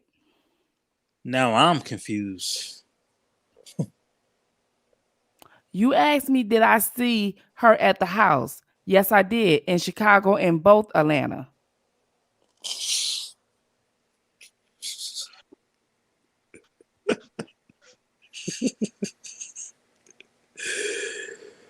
And was she living at the house in Chicago? I don't know. Was she living in the house in Atlanta? I don't know. When you saw her at the house in Atlanta, was it for one day? Usually it was at his discretion. Don't tell me about. I will only see her when he wanted me to. When he would want you to. Did you have dinners? Which one? The women who live with Mr. Kelly, you would all eat together from time to time. Am I correct? Yes. You would go to the movies together too. Am I correct?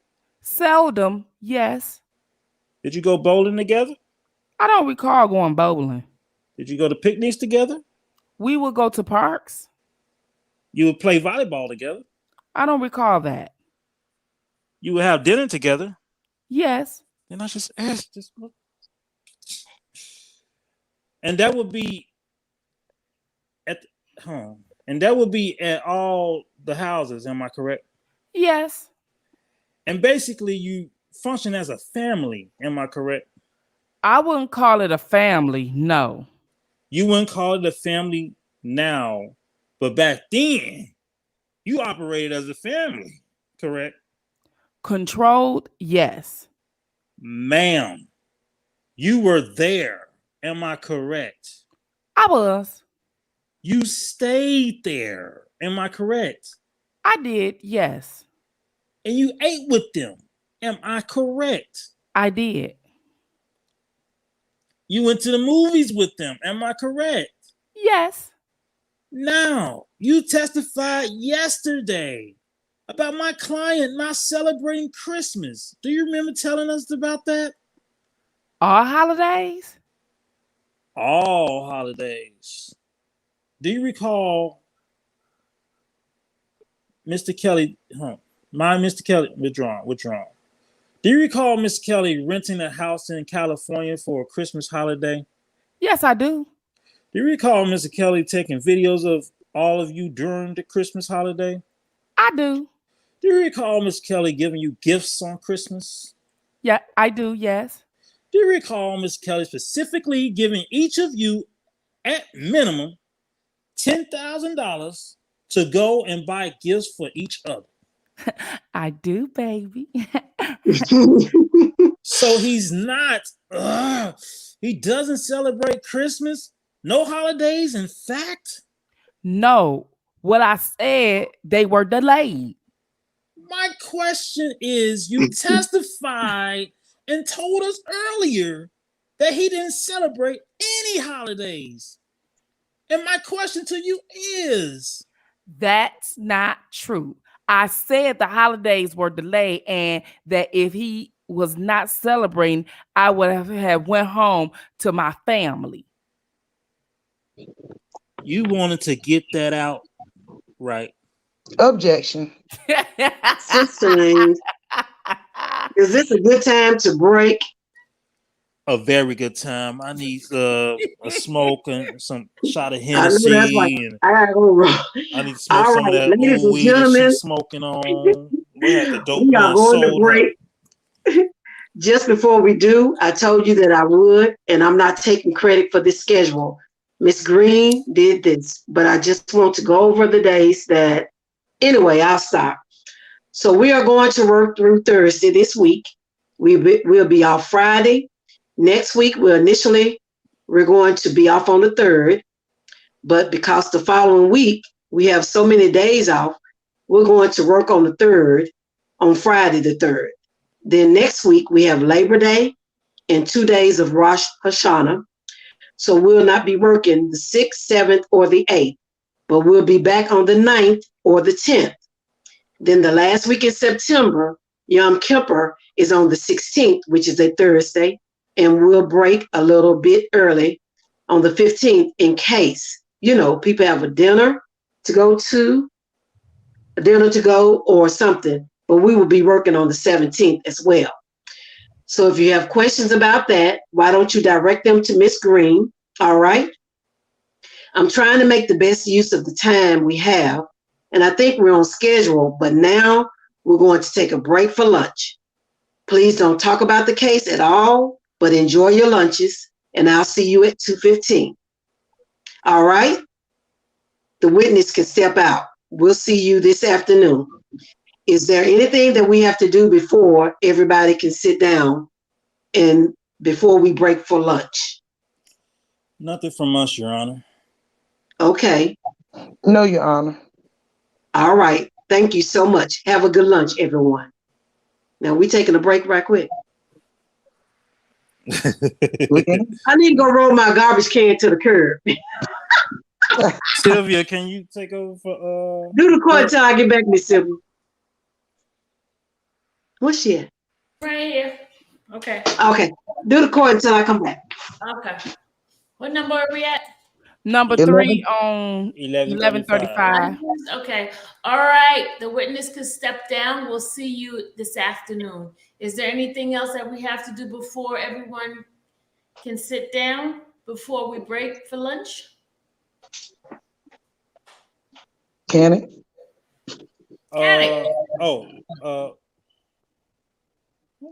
Number 9. No, Yeah, we on he went back number up. 3. We on number 3, 11:35. They read all that. Oh, that's Miss Geddes. No, she said No, nothing. she doing the You said court. nothing She from her. on She number went back. 3 on Okay, I 11:35. got it. I do not want to put on the record now. You have a binder and have one second. Now you record you now have binders that just duplicate the of exhibits that you've already turned over. Now that now they are organized by witness, I assume, or just. No, they're organized in the same fashion that we previously have provided to the defendants in electronic form. Okay. But they're all in those nice binders. Yes. Thank you so much. So let's get the juries, please. All right, ladies and gentlemen, I hope you had your lunch was good. Was a good one. We're ready to continue with cross-examination of the witness. Thank you, Your Honor. The witness is reminded she's still under oath. Yes. Yes. Okay. You testified and told us earlier that there were some of the live-in girlfriends of Mr. Kelly that left the relationship. Do you remember telling us about that? Yes. Was someone by the name of Summer one of the... The jurors can't hear you. Was someone by the name of Summer one of those individuals? I don't know her. Oh, is she a liar? Do you know someone by the name of Sarah? Who? Sarah. You know, you Sarah? posted her on your YouTube video. yes, Sarah. That should have No. been. Do you know someone by the name of, I don't want to call names, you mentioned someone by the name of Neek? Yes. She left the relationship at some point. Yes. Didn't she come and go? No. You left the relationship a couple of times as well, am I correct? Yes. And when you left the relationship, you went down to Florida, am I correct? Once. And you were with your family, am I correct? Yes. Do you remember when that was? I don't know. And in the relationship, you had provided by Mr. Kelly shopping sprees. Yes. Visits to the spas. Yes. Nail salons. Yes. Uber account. Yes. Lyft account. He fucking me? Yes. A telephone. Yes. An iPad. Yes. Wow, that's a victim. And then, of course, you had I'm the high priced. services Don't of hate an on me. assistant who Mr. Kelly engaged to provide services to you and the other guests, which is his girlfriends. Yes. And those people, their responsibility was to make sure that you were serviced in terms of getting the things that you requested of them. Am I correct? Yes. And sometimes that will include providing transportation services as well. Am I correct? Yes. Now, I asked you earlier this morning that during your interview with the government, whether or not you told the government that your mother told you to take as many pictures as possible, as you possibly could, of you and Mr. Kelly together, and to include the crazy face ones kissing, because you felt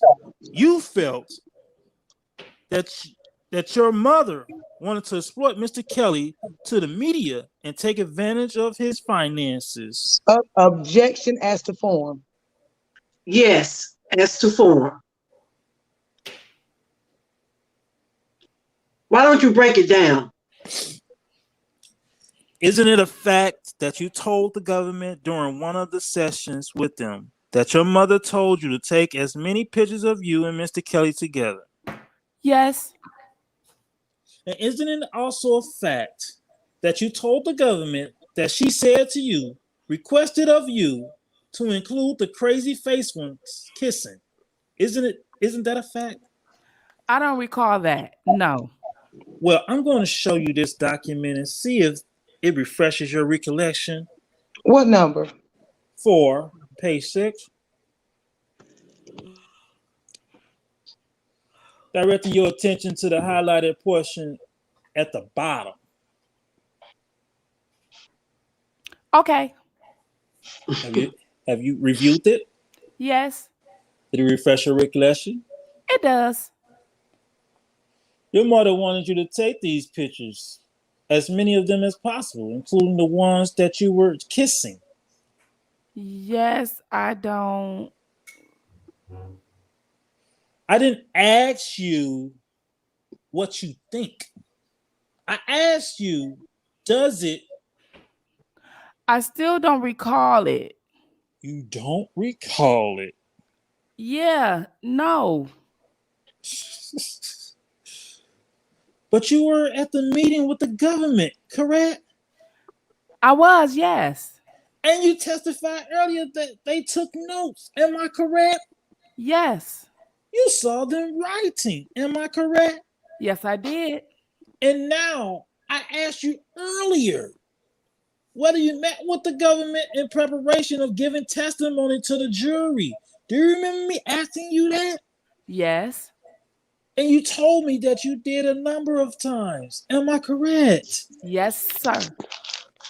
During the prep session, did the government and you go over questions that you were likely to be asked on cross-examination? We did, yes. Oh, you did. So the government prepped you for questions that they thought you were going to be asked in this cross-examination. Am I correct? Yes. And this was one of the questions. Am I correct? Yes. And the government showed you this document. Am I correct? No, I never saw any documents. But this is one of the questions. Yes. Now, at that meeting, didn't you tell the government that you felt that your mother wanted this to be done so that she could exploit Mr. Kelly to the media? I don't recall that. That's in the document you just read. Am I correct? It is, yes. And she wanted to exploit him because, according to you, because you were only 17. That's what's said in the document. Yes. And basically, you were the only person in the room giving information to the government, correct? Objection. Sustained. On the date that you were there, being briefed by the government, the dates, you were the only person giving the government information about this incident. Am I correct? Objection. Overruled. There was no other witness in there with you, was there? No. So they were basically getting the information from you. Correct. And now you testified earlier this morning and you told us that when you were at those meetings, you saw documents. Am I correct? Yes. And you telling us now that this is not one of the documents you saw. I never saw any notes that was taken. No, not notes. I never saw any documents like that before. Now, I want you to go back. I asked you earlier this morning about your dress when you went to the Dolphin, to that audition by Mr. Kelly, and you told us that you wore skinny jeans and a mesh blouse or crop top. Yes, hey. And I asked you, isn't it a fact that you were just coming, going there from your weightlifting classes, and you were sweaty? That's not true. Okay, all right. Now, again, you were debriefed by the government. Am I correct? I was, yes. And you were the only person giving the government information at the time you were in the room about your visiting with Mr. Kelly to the audition at the Dolphin. Am I correct? Correct.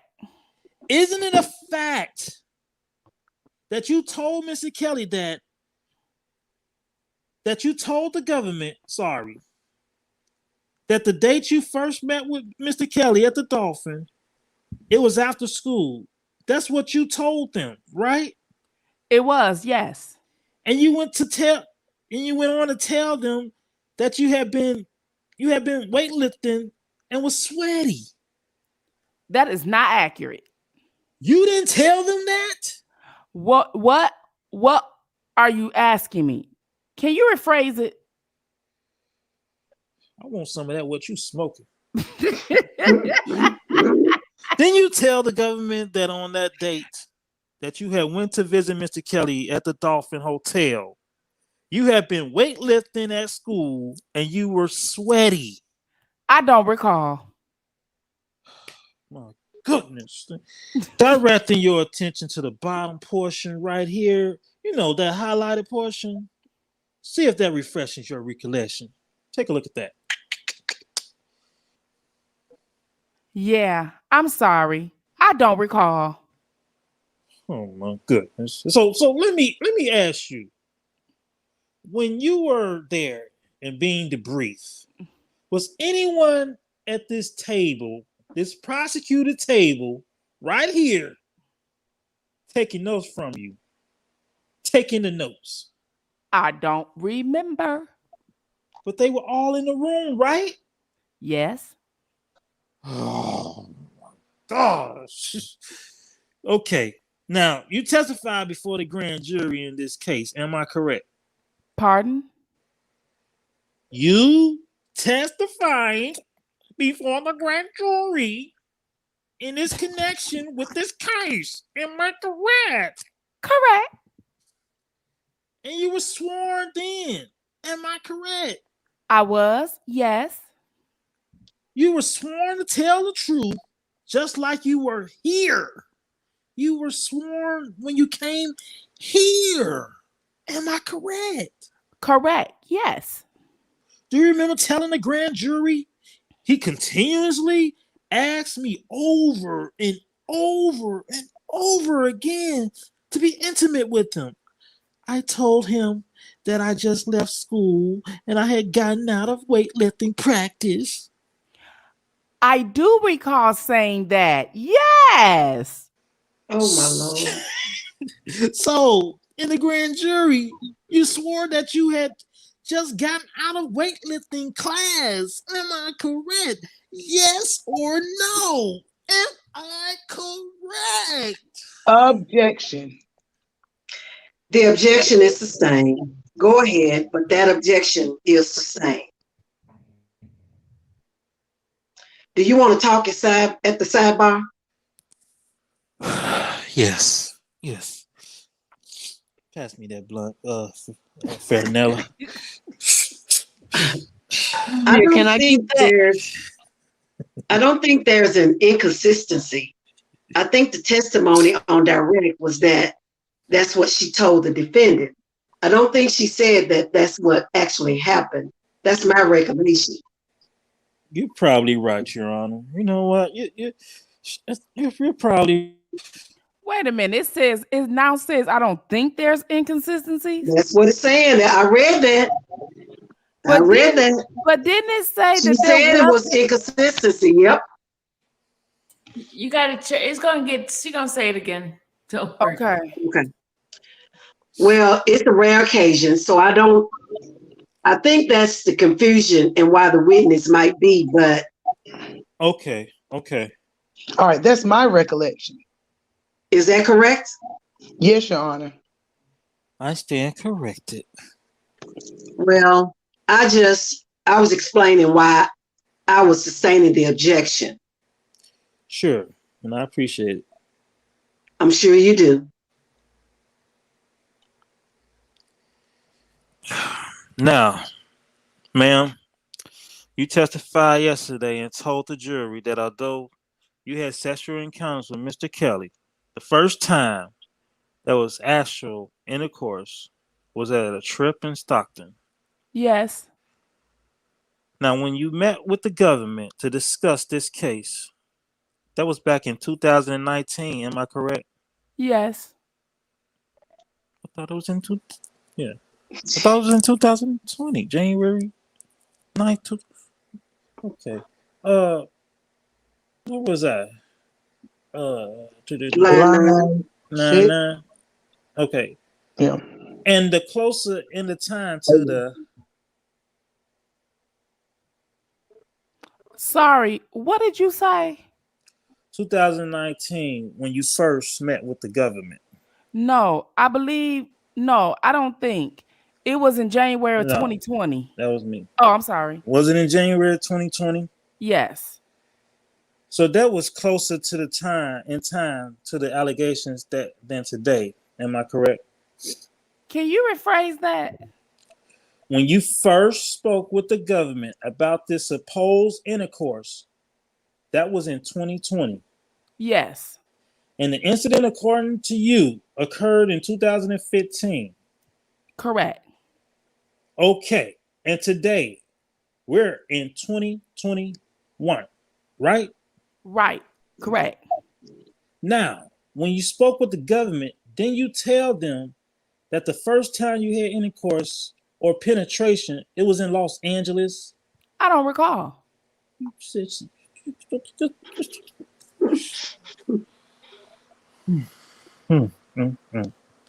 Well, let me refresh your recollection. You've reviewed it. Yes, I did. Isn't it the fact that the first time you had, according to you, from what you told the government, the first time you had actual intercourse with Mr. Kelly was in Los Angeles? The location is not accurate.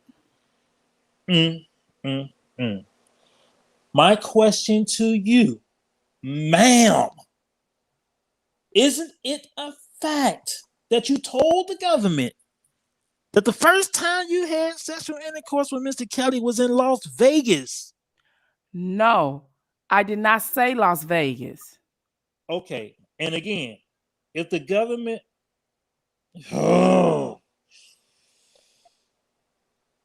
they were these same people in the room, am I correct? Correct. And they were taking notes, am I correct? Yes, sir. What's what in the document, am I correct? Yes, sir. I'm sorry. Is it Las Vegas or Los Angeles? Los Angeles. Okay. Now, before coming in here and giving testimony to this jury, you and the government went over where this first time occasion of having intercourse with Mr. Kelly occurred. Am I correct? Correct. And you discussed that and went over Stockton versus Los Angeles. Am I correct? That's correct. Because somewhere someone realized that it didn't add up. Am I correct? No. Objection. I'm just going is to sustain the objection to the last thing, last about adding up. Okay. Isn't the fact that Mr. Kelly was not in Los Angeles until October of 2015? I don't recall. Let's see if this refreshes you. Take a look at that. Okay, now I'm going to ask you to direct your attention to these 3 pages right here that I'm handing to you and see if that refreshes your recollection. What are you showing her? His concert calendar, ma'am. Well, may I see it? I gave it to you. I don't have it. That's not my problem. Your Honor, may we have a brief sidebar? No. It is true that you can use anything to refresh recollection, but just show the government what you're. I did. Okay. Again, looking at these 3 pages, see if it refreshes your recollection as to when Mr. Kelly first appeared in Los Angeles in 2015. Okay. You've read it? Yes. Does it refresh your recollection as to when that, which one? Does it refresh your recollection that the first time Mr. Kelly appeared in Los Angeles in 2015 was in the month of October? Yes, that is true. Now, yesterday and today, you told us about the police coming to the door when you and Mr. Kelly were in the Dolphin Hotel, and you told us about the fact that you were on top of him, and according to you, he was licking your butt. And do you recall telling the government in one of those sessions that when you met Mr. Kelly, when you met up with Mr. Kelly at the Dolphin Hotel in Florida, in his room, he masturbated in front of you while you were singing? I don't recall that. See if this refreshes your recollection. Which part? Right there. Right there. Having read that, does that refresh your recollection that you told the government that Mr. Kelly masturbated while you were singing? It is not. It does not. But you... It's in the document. Am I correct? Correct. And you saw them taking notes. Am I correct? Correct. You were the only person telling them about this incident. Am I correct? Correct. Now, you testified and told the jury earlier that Mr. Kelly did absolutely zero to help you further your music career. Do you remember telling us that? Correct. Now, when you met with the government, you told them that there was a time that Kelly would provide you 35 minutes to an hour of music-related interests. Do you remember telling them that? I did, yes. And then you went to tell the government that practicing was hard for you. Practicing music was hard for you. You don't recall saying it? I don't recall saying that. You looked over it? Yes. Does it refresh your recollection that you told the government that practicing music was hard for you? No, I don't recall. Okay, but in this document, it's in the document. Am I correct? Correct. Objection. Overruled. Now, do you recall telling the government further that Kelly told you that you were not pulling your weight as far as your music career is concerned? I don't recall that. Bottom portion right there. Read that. You read it? Yes, sir. Does it refresh your recollection that you told the government that Kelly told you that you weren't pulling your weight as far as your music career is concerned? I don't recall that. But it's in the document, right? Yes, it is. Now, you testified and told us earlier before that Kelly did not celebrate holidays. Do you remember telling us that? Objection. You skipped. Sorry. Oh. I said the holidays were celebrated delayed. Well, yesterday when you testified, you told us that he did not celebrate holidays. Do you remember telling us that? Objection. Overruled. Did you say that yesterday? I recall saying that they were delayed. You do recall being asked this question and given this answer. Page 935 here. Okay, the question reads, what, if anything, do you recall happening on December 28th of 2015? The answer was, me and the defendant had gotten into an argument. Question, and do you recall the nature of the argument? Answer, yes, I do. Question, what was it about? Answer, he had expressed to me that he didn't celebrate holidays because he no longer had his family. Were you asked those questions and gave that answer? Yes, correct. Okay. Now, in that answer, you didn't say it was delayed. Am I correct? In that answer, I said he. This goddamn girl, goddamn. And when you say he, you were talking about Mr. Kelly. Am I correct? Yes. Oh my gosh. And you told the jury that Mr. Kelly no longer celebrated holidays, correct? That's exactly what he told me. My question to you, is that not what you told the jury? Can you rephrase it? Now she's playing down. Isn't it a fact that you told the jury yesterday that he expressed to me that he didn't celebrate holidays because he no longer had his family?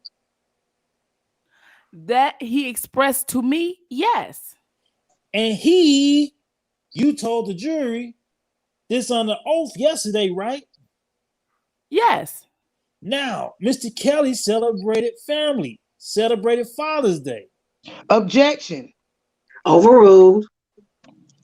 Yes. He celebrated Thanksgiving, Yes. 4th of July, Yes. New Year's, Not that I recall. Christmas, Yes. huge Christmas tree every year, right? Yes. Okay, in fact, 40 feet. Not every year. Not every year. You've seen it, right? Yes.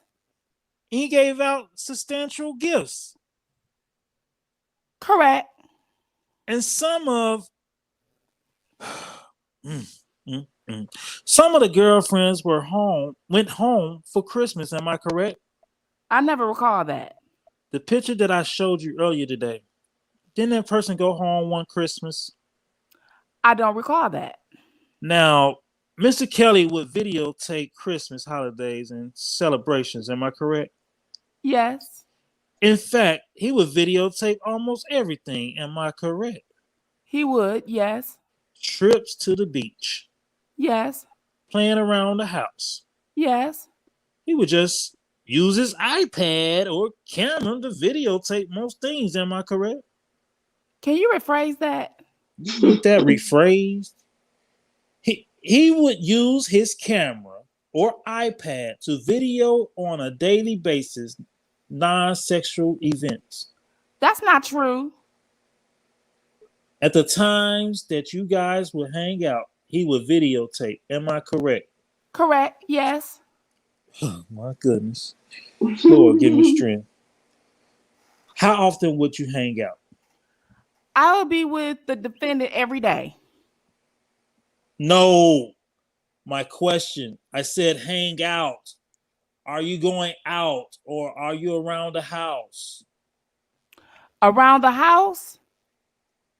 And he would videotape you around the house. Am I correct? Correct. And he videotaped everyone around the house. Am I correct? Correct.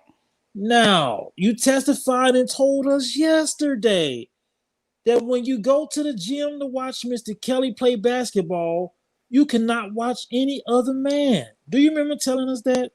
Yes. How could you watch him without watching other men? I do not know, sir. But you said you did it, right? I did, yes.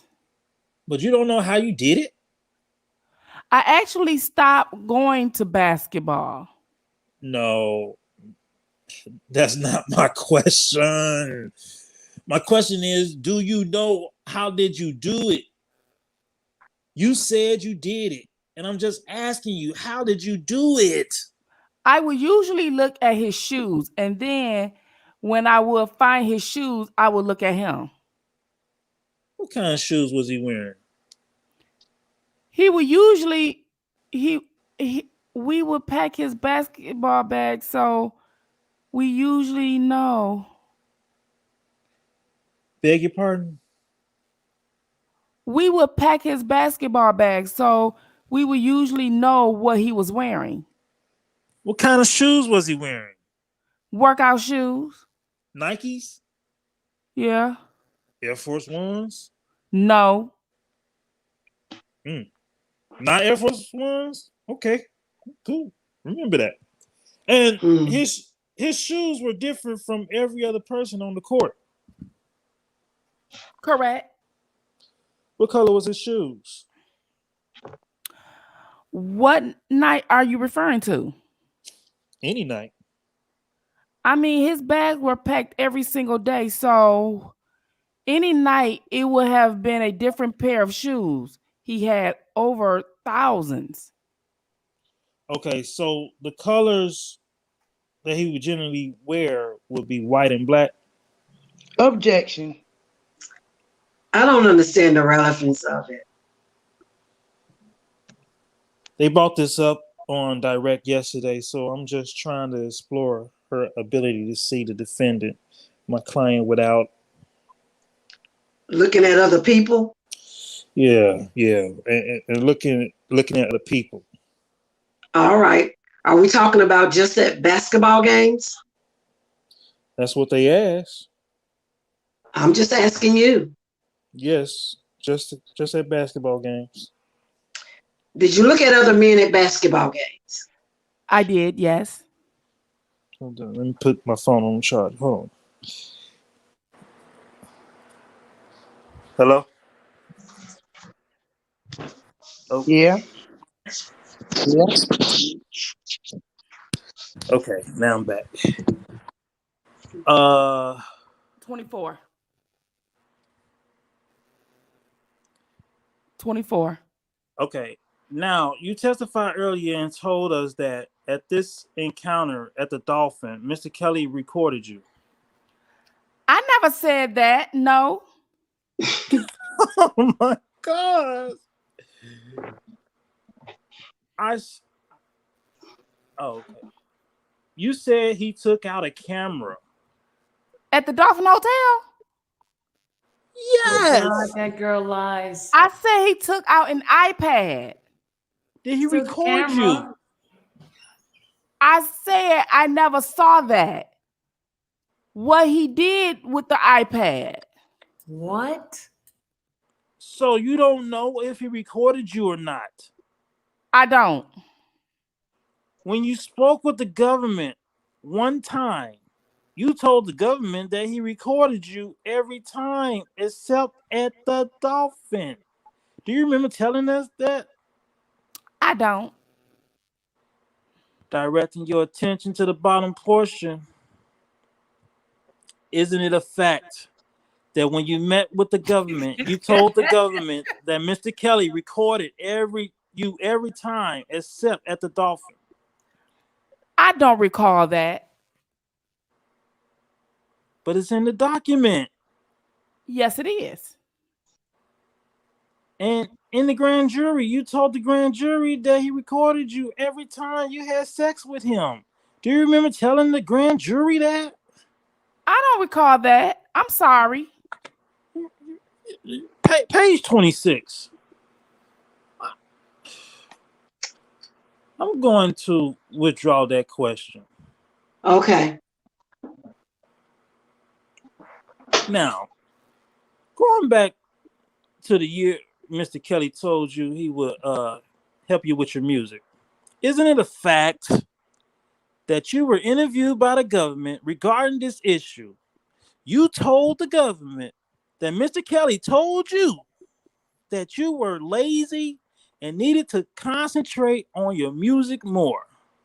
I don't recall that. I'm approaching the witness here, showing her this. You read it? Yes, sir. Isn't it a fact that when you debriefed with the government, you told them Mr. Kelly said you were lazy and you needed to concentrate on your music more? No, that's not accurate. But that's in the document, right? Yes, sir. What type of government are they? and you were the person imparting the information to the government, correct? Yes, sir. Now the government asked you about calling Mr. Kelly daddy. Do you remember telling them that? Yes, sir. Now, you said that Mr. Kelly asked you to call him daddy the first time you met. Am I correct? I don't recall saying the first time we met. When was it that he first asked you to call him daddy? I don't recall, but it was immediately. What's immediate? It's not the first time? No, not the first time. Second time? Yeah, I don't recall when, but I know that it was immediate. I'm sorry. So you called him other names as well, am I correct? Not after, no. After he expressed that name, no. Well, then you call him Bear? Years later, yes. In fact, you would ride him. up until 2019, calling him Bear. Am I correct? That's not true. Didn't you call him? Oh my God. Didn't you also call him Papa Bear? Yes, I did. And you called him that until 2019. Am I correct? Not from 2015, if that's what you're asking. No, what I'm asking you is what I just asked. Objection. Overruled. Didn't you call him Papa Bear up until 2019? I did, yes. And he called you Mama Bear. Am I correct? That is true. And he had nicknames for the other girlfriends as well. Am I correct? I never heard them. Well, isn't it a fact that you told the government that he would call the other girls Cookie? I never said that. You lying piece of... Never said it? Never. Asking you to direct your attention here to the last 3 lines. Isn't it a fact that when you met with the government, you told the government that Mr. Kelly would call the other girlfriends Cookie? That's not accurate. It's in the document, right? Correct. And you're saying the government made all these errors? Am I correct? Objection. Overruled. I just said that's not accurate. If you didn't say it and it's in the document, then the government must have made a mistake, correct? Correct. It's multiple mistakes as far as you're concerned, correct? Objection. Sustained. Now, you testified and told the jury that there came a point in time that you learned that you had herpes. Do you remember telling the government that? Correct. And you told the government that it was my client who gave you the herpes. Am I correct? That is correct. Okay. Now, during the course of time that you stayed, that you were with Mr. Kelly, family members came to visit you. Am I correct? That is true. And how often would they come visit you? Seldom. And you would have their cameras, and they would have their cameras with them, their phones. Am I correct? Not that I recall. Now, I wasn't there a time. Now, wasn't there a time that your sister was at the studio taking videos and pictures? Yes. And how long was she there? I believe she was in Chicago for less than 72 hours. Now, you testified yesterday and told us that there were some photographs that you took of my client, or took them, taken by both of you, of or him. But these photographs were at a cover shoot. I think you said that you had said. Correct. Yes. And these photographs basically of Mr. Kelly dressed in certain wardrobes preparing for a cover. Correct. Yes. And you testified and told us that you sent those to your girlfriend just in case. Am I correct? Correct. Just in case of what? Just in case the defendant had broken my phone or anything. Now, the ones that you testified and told us earlier that you got a chastisement. And in that chastisement, you sustained a beating from my client. Am I correct? Which chastisement are you referring to? There was one where you supposedly sustained broken skin. Do you remember telling us about that? Correct. Yes. Okay. And you testified and told us about one where you were beaten with a closed hand. Those were not chastising. Those were what? What? Those were physical abuse. physical abuse. All right, okay, cool. And that physical abuse, you sustained a beating. Am I correct? Correct. And you were beaten about the face. He would slap me in the face. You were beaten, You were beaten about the body. No. You were beaten about the face. Yes. You were beaten about the body. Yes. You were beaten all over. Am I correct? Yes, sir. You had the camera. Am I correct? No, not that I can recall. You had her camera on your phone. Yes, sir. Did you take any pictures of those and send them of your beatings, of the injuries, and send them to any family members? I actually did take pictures of bruises. Yes. My question to you is, did you take them and send them to a family member just in case? No, sir. Did you send them to this very same friend just in case? Not that I recall. So, the picture that you sent was a picture of Mr. Kelly narrowly attired for a cover sheet, and you sent that to a friend just in case? Correct. Now, Mr. Kelly put you on a pedestal, did he not? No, he did not. Well, isn't it a fact that you told the government during one of those interviews that Mr. Kelly put you on a pedestal? I do not recall. Look at this highlighted portion of this and see if that refreshes your recollection. You read it? I do. Does that refresh your recollection that you told the government that Mr. Kelly put you on a pedestal? It does. He put you on a pedestal, am I correct? No, he did not. That's in the document, am I correct? That is true, yes. That's what you told the government, am I correct? That's what is in the document.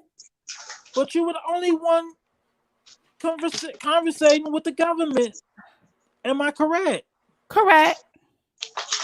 Now, you testified and told us earlier about a situation where you drove from a show in Key West, you said? Yes. Up to Daytona, up to Jacksonville. Yes. How long? How did you get there? By car. How long was the drive, would you say? I don't recall, but I do know it was a few hours. A few hours? Yes. Now, what was the name of the venue that he performed? It was an outside event, and it was for breast cancer awareness event. Well, it wasn't in the street. It had a name. I don't recall the name of the show. And who else was on that show? I believe there were other people that had different times. And what was your time? I believe my time was around 8:30, 8:38. No. I believe mine was around 8:38. 8:38? Yes. How long did you 8 or perform? 8:30. I did perform long before the show had actually ended early. I didn't perform long because the show actually ended early. Were you still performing at 9? I don't remember. But you know you got on at 8:30. Yes, around 8 p.m. Do you remember? Well, was it 8 or 8:30? I said 8 or 8:30. Yes. 8 or 8:30? Which one was it? Objection. Do you remember what time? I don't remember. And do you remember how many songs you did?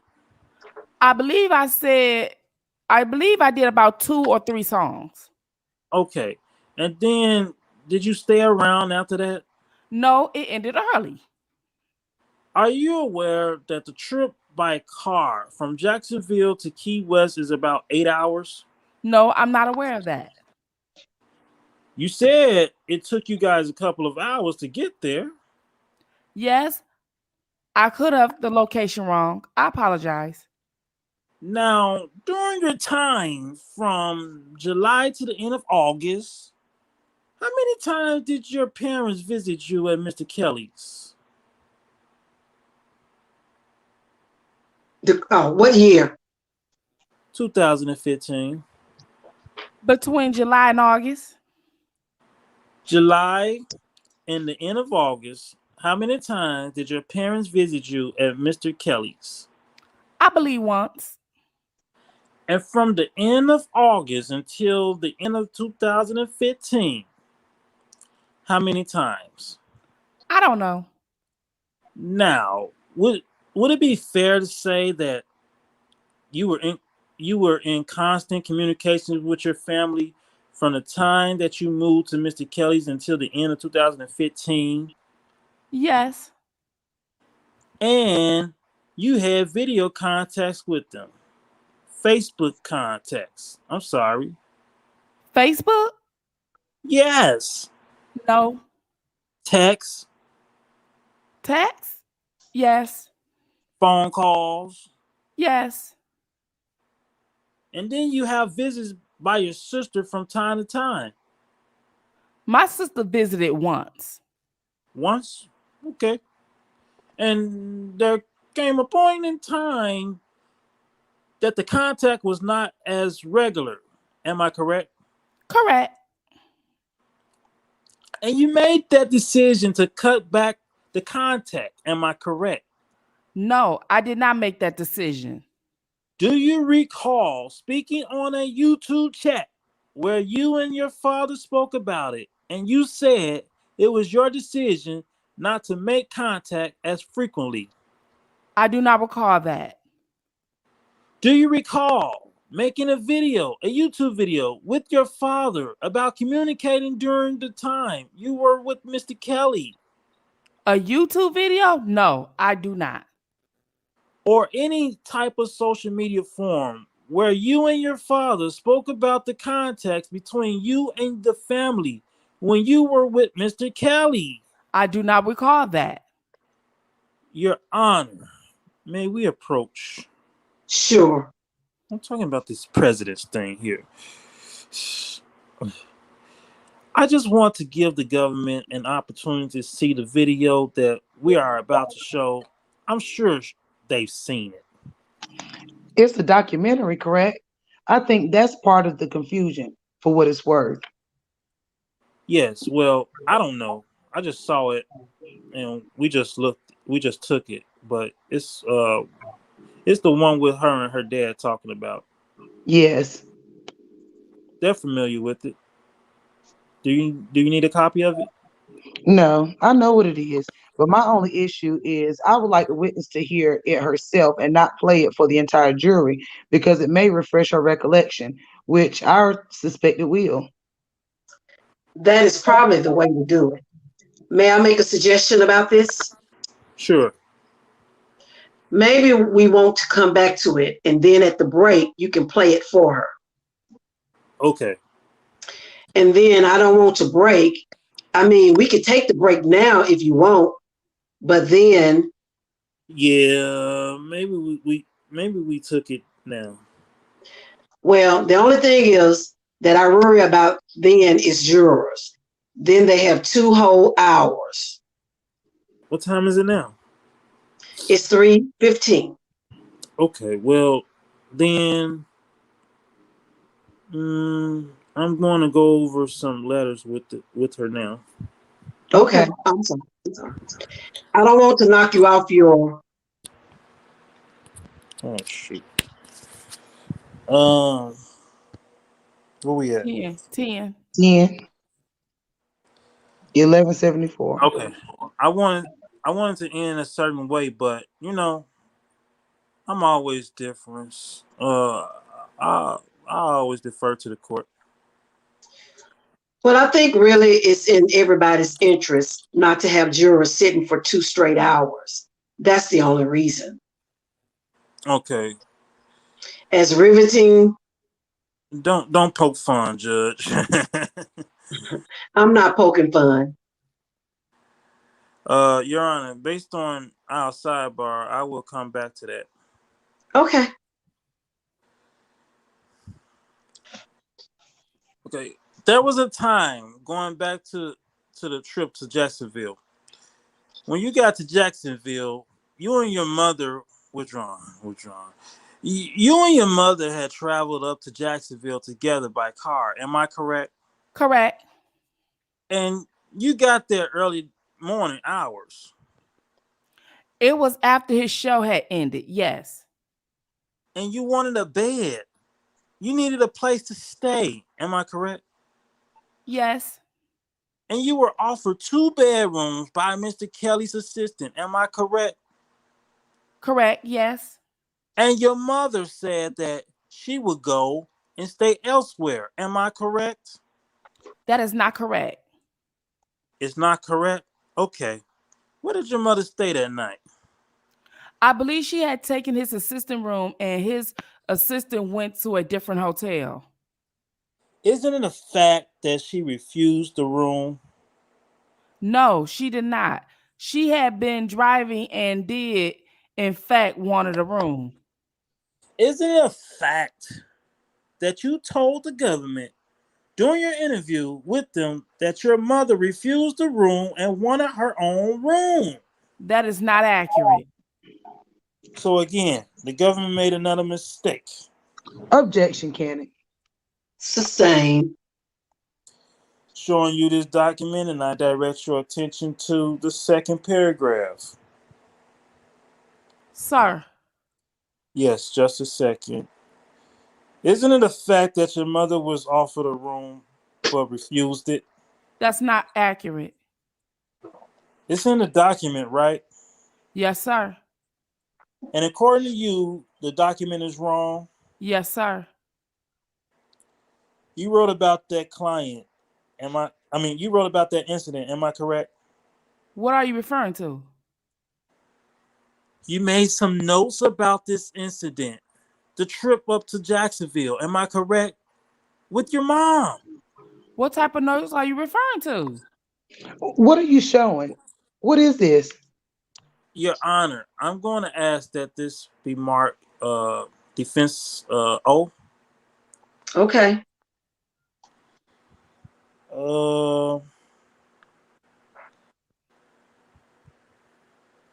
I showed you what's being marked defense O for identification. Do you recognize it? I do. Your handwriting? This is. You wrote it? Yes, I did. Your Honor, I'm going to offer it into evidence as defense exhibit O. Any objection? As long as you get a witness an opportunity to explain it, no objection. All right. Well, she will explain it. If Mr. Koenig doesn't give her the opportunity, I'm sure you will. Okay. All right. That's as defense. So She ain't finished reading, but go ahead. 5. I'm going to show you another P. I'm going to show you what's been marked as defense P for identification. Let me know if you recognize it. Is this your handwriting? Yes, sir. You wrote it? Yes, sir, I did. I'm offering it into as evidence as defense exhibit P. Look, I've never seen it. One moment, Judge. I got it from you. Well, I have no idea what defense P is. Do you have the whole document? No, you all were hiding shit. Well, I object on that ground then. Then we'll put the whole document in. Do we have the whole document? I don't think this is a whole document. That's how we got it. Well, you may have gotten it that way. Your Honor, may we have a brief sidebar on this, or I could do it orally. Let's do it at the sidebar. So, defense counsel has provided me pages of certain letters. I don't care if they go into evidence, but I want the entirety of the letter in evidence so there's context to what this is. And this is not the entirety of. We can do that. Okay. We can do that. Okay. I won't put it in now. Okay. I'll get the entire document and come back to it. I'll just move on to another document. We got plenty. You can take yes for an answer. Do you have like a little tiny thing you can do until 3:30, or do you want to break now? We can do this teeny thing until 3:30. Okay. Your Honor, I'm going to show the witness a 2-page document as defense for identification Q.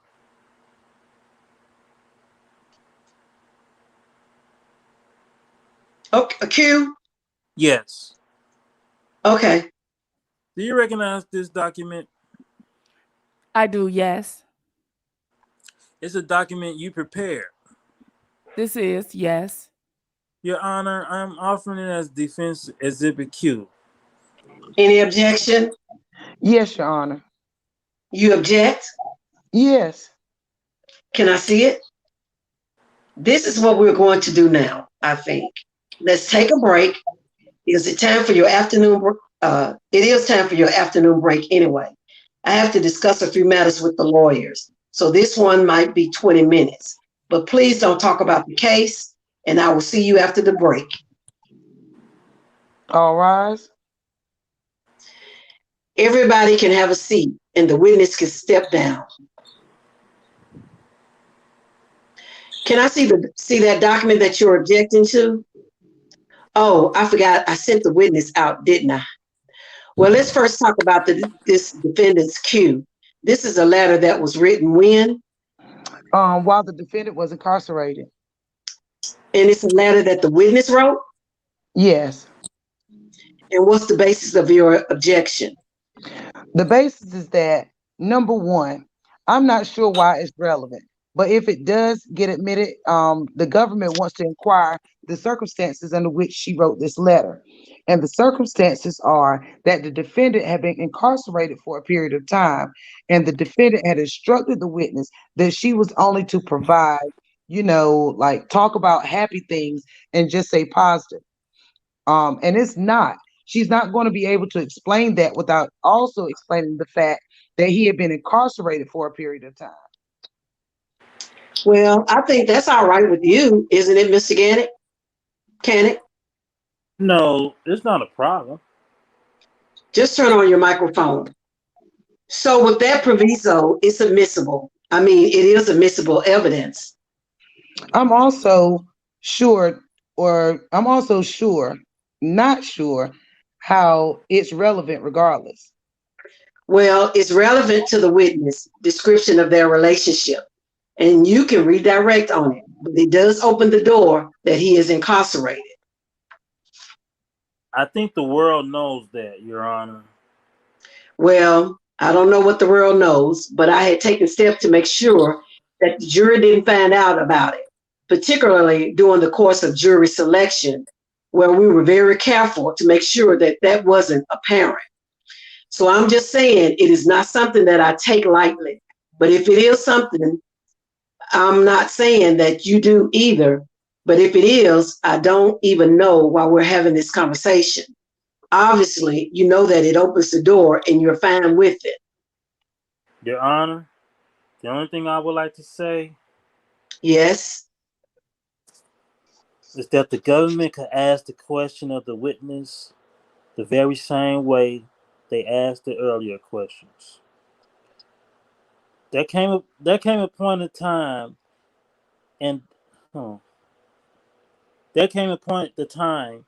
you and the defendant, they're going to call him the defendant. You and the defendant were separated. During this time, You and the defendant were separated, right? And at some point, you guys spoke and he asked you only write letters that are complimentary, flowering, and glory. You don't have to go there unless you want to go there. Well, I assume that goes for almost any question that anybody asks. But there's certainly a significant difference between somebody who is just like in another town and somebody who is incarcerated. But I don't really understand you to be making that objection. So I think the circumstances under which these letters are written, if you are introducing them, the circumstances of them are relevant. And one of the circumstances, and I take it, this is at a point where she is still connected to him, and so she still cares about him. I think that is relevant. So I will permit you to introduce it, and I will permit the government to ask the witness questions about it on redirect examination. Your Honor, could you instruct, or could I, but fine if Your Honor does it, but instruct the witness on redirect that she is permitted to reference the fact that the defendant is in jail, because I had instructed her previously not to mention that. Well, I don't think Mr. Carrick will object if I have you tell her that. If I have you to tell her that, I prefer to have the parties Okay. talk to their own witnesses. You don't have a problem with that, do you?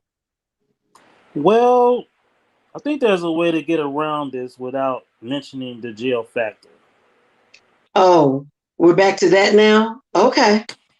Yes, because I mean the government did it before without mentioning the fact that he's in jail. I think that the very same approach works here as well. I don't understand. So the relevance of this, as I understand it, you are putting it in to show that she is expressing affection for him and concern, correct so far? Right. The government responds that he instructed her to write letters this way. But why? So again, just let me finish. I mean, if he's incarcerated, I guess it goes to her motive to be sending him cheerful letters. Well, in addition, though, the defendant was well aware that all of his mail was being monitored by prison officials, and he instructed this witness and other people communicating with him that under no circumstances were they to write anything negative in a letter because it would be caught. And so the fact that he was in jail and was very cognizant of prison officials reviewing this is absolutely relevant. It goes to why it would be this letter versus a very different letter. Are there other letters that are written before he was incarcerated that contain similar expressions of affection? I have to check, Your Honor. And maybe you just want to go with one of those instead. Otherwise, I do think if she was given certain instructions, given the fact that prison officials are going to be looking at the letters, that is another factor to consider. I am going to suggest that you take a look. I'm not as familiar by any stretch of the imagination as you all are about what the evidence is. So there may be something else that is written when he's not incarcerated. The other question that I have, though, how do you want to do this thing with showing the witness the clip that you want to show her? Mr. Scholar will show her. But does it have to be on the record? I think the government they have no objection, but it's just a situation. And I don't want to speak for the government, but they would like her to view it before we offer it. Right, because they don't want the jury to see it if it doesn't come in. Right. So I don't need to be here, do I? I don't think so. No. All right, so make whatever arrangements you want to make. Well, I guess we have to make a finding, though, that she either recognizes it or she doesn't. Let's bring her in and you can ask her those questions. All right, Mr. Scholar, can you just let us know what piece of evidence you are showing the witness? Yes, Judge. We have marked these as defendant exhibit H and I. H and I? Yes, Judge. I'm sorry. That's all right. H and I. And I think Mr. Scholar is going to show you just on your Does the witness have a monitor? Yes. If it's okay, I can just bring the laptop over. Okay, that's fine too. Well, I just want to make clear that there are no names mentioned in the clip that are going to play. She is going to watch it. But if it's going to be broadcast, I don't think it's going to be broadcast. I have headphones as well. Maybe we will turn the microphone off. Okay. This is simply to have the witness, as I understand it, look at it and see. Well, I don't remember what the question was, but so if you want to show it to her, that's fine. okay. So just to be clear, so the witness understands too, that this is not being broadcast outside of this room right here. No.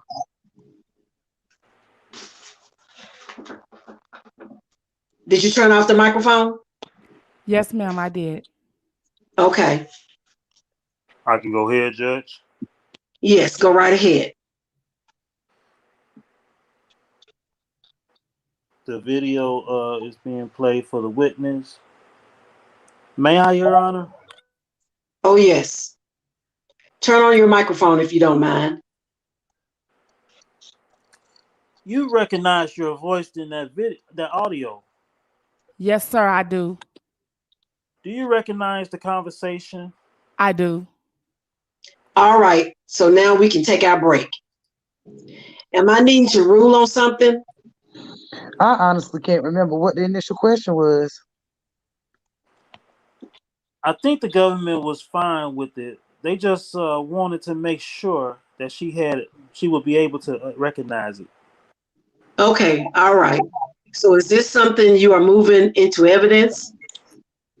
Absolutely, yes. All right, I couldn't hear it, but I'm assuming you all know what it is. So, Your Honor, I'm just not sure why this is admissible into evidence. It may be if there's a prior inconsistent statement, but I'm not sure that there is a prior inconsistent statement because I don't recall what the specific question is that led to Mr. Cannick asking about this recording. let me just go back. Okay, sorry. What piece of evidence is this? P, Q? Yes, but Your Honor, if you could excuse the witness, then maybe I could explain it. Okay. Let's take the witness out. Your Honor, before we get there, before we got here and we skipped because... Yes. Okay. Before we got here, I asked the witness about the frequency in contact with her parents and whether or not she or her own volition chose not to reach her parents during that particular segment. And throughout her direct testimony, she was saying that it was my client who prevented her. And in this tape, it clearly showing the inconsistency because she's basically saying that no one stopped me. I did it myself. Okay. Well, I didn't hear that. I'm sorry. But you don't have any objection to that, do you? Well, I would just like to ask him the direct question. And then if she says something inconsistent, then you can introduce it. I think she's been saying it all the while. Well, I think the gravamen of her testimony on direct was, and I think even on cross, was that she was kept from seeing her family. This is the opposite, it sounds like to me. It is. And so I just think that the question then is, well, I think it is certainly an inconsistent statement. I think you still have to do did you have an opportunity to hear that and ask her, you know how to do this part? Foundational questions, yes. This is intro cross. Right. But can we have her and give her an opportunity to explain the statement? We don't have copies of any of the defendant's exhibits. Why not? And it's going to be difficult for me to even redirect on it because I don't have copies of it. All right. Your Honor, hold on a second. Well, if you are introducing it into evidence, I mean, I don't think he has to show you his entire cross beforehand, but it probably would be. Your Honor, this is on all over YouTube. And I'm confident, I am absolutely confident the government is keenly familiar with this because it's just there. And I'm sure they have seen everything that she's put out. I do think you said that you had seen it. Yes. Well, I actually am not sure. I've heard this particular clip. Well, what I would like are copies of that so that I have the actual recordings that are introduced into evidence and copies of any other documents that are going to be introduced into evidence. I'm not asking for their entire cross, just the exhibits that they're planning to admit. The same way that we obviously provided all of our exhibits. I think that is a reasonable request. Voila. Let's take a break, okay? I need one. Okay, so just so we're clear, and so we sew this one up, it's admissible as a prior inconsistent statement. I think everybody agrees about that. You won't be able to ask her about the context. You can do it on redirect, which doesn't seem like we are going to get to it today. Is that right, Mr. Canning? I think that's about right, Your Honor. Okay. But there's a possibility.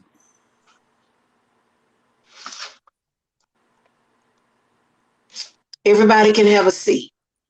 All right. Shall we get the witness? May I ask one thing? Let's wait for the defendant. You wanted to raise something? Yes, ma'am. Under Rule 613B, before the defendant is permitted to offer evidence of a prior inconsistent statement, it states that the witness must be given an opportunity to explain or deny the statement, and the adverse party is given an opportunity to examine the witness. So the government asks that before the statement is admitted, that the witness be able to explain or deny the statement. Well, I don't know that that has to happen on cross-examination. You mean before? Well, it says prior to its admission into evidence. It's Rule 613B. It's admissible only if the witness is given an opportunity to explain or deny the statement, and an adverse party is given an opportunity to examine the witness about it. I don't know that. I mean, maybe I'm revealing my ignorance, but I don't know that the defendant has to do that on cross. I just think she just has to be given an opportunity to explain it, which I'm going to give you. Am I wrong about that? I mean, I've been at this a little while, but maybe I just have forgotten, but I think if there's an inconsistency, which counsel has identified, which to me sounds like an inconsistency, he's shown out of the presence of the jury, has shown her or had her listen to whatever the statement is, and then it is, and she just needs to be given an opportunity to explain it. Right, I guess right, yeah. I'm not sure that he has given her that opportunity. Well, but he's going to admit it. He's admitting the evidence now. Well, I'm not going to admit it until the end. Isn't this how it works? Well, I thought he was going to play it now. Yes. I'm having a senior moment. I don't think it's not in evidence. He's confronting her with it, which this one just happens to be unusual because it's a tape recorded statement that the jury will hear. But if he confronts her with another inconsistent statement, the statement comes in, I think. I mean, it sort of doesn't matter because the jury is not going to hear it until you've had the opportunity to do all of those things. Well, if that's the case, then there's not a problem. But my understanding is that he was going to play it now. If that's not the case. That was my intentions, Your Honor. But it's still not in evidence. I mean, it's just like anything else. It's like this has been happening basically with everything that the counsel has shown her. He's shown her a statement. He said, isn't it true that you said X? Now, what you could do, I think, maybe what you're asking me to do is say, isn't it true that you said X at a prior occasion without playing it? And maybe that's the way to do it. But I really just want her to be given an opportunity before it's played for the jury. And I think this is a lot of I'm trying to unplug. drama over nothing, quite frankly. I think perhaps the way to do it is to ask her, at the break, you were played. Isn't it true that you said X without playing the thing? I mean, is it true when you're doing prior inconsistent statements, you don't read the whole thing into evidence? I think the difficulty that everybody is having is just the form that is taken. Right. And because it's on audio, but everything that she said in this tape, she was confronted with through cross-examination. I can't hear you. I'm so sorry. I'm not doing that to torture you. I really can't hear you. No lunch. Everything that she said during the audio, she was confronted on cross-examination about that she gave a prior inconsistent statement, and she even gave, it doesn't matter, she gave inconsistent statement with that on her direct exam as well as, but we confronted her about it on cross-examination, and now we wanted to show the jury a prior inconsistent statement. But I don't think she's been asked about the statement yet. You just played it for her now. But she was asked about. Let's do this, because I think we're taking up too much time with this. Let's start asking her. And if I'm at a little bit of a disadvantage just because I didn't hear what it was, ask her the classic. Did you have an opportunity to listen to whatever H and I? Okay, cool. Isn't it true that you said X? I have to find my notes of it. I know what you want. Yes, just do it the regular old way, and then you don't play it. If it's inconsistency and she denies it, then it comes into evidence. I think once you've had a chance to explain it. Okay. Okay. I feel like I'm in evidence class again. Well, are we ready to bring? Let's start getting the jury. Well, let's wait until she gets in here. Let's get the jury, please. So just to be clear, we're talking about intrinsic evidence. That's what the rule applies. So that's whether I actually admit it into evidence.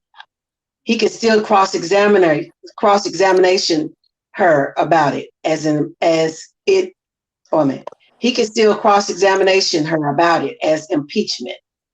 Right. I feel somewhat better. All right, ladies and gentlemen, I apologize for the delay. That's one on me. We were trying to resolve an issue here, but I think it moved things along a little bit. All right, Mr. Canick, go ahead. Yes. Now, you testified earlier on direct examination that you were on the Gayle King show. Pardon me? You testified earlier on direct examination that you were on the Gayle King show, the documentary. Gayle King, he's saying.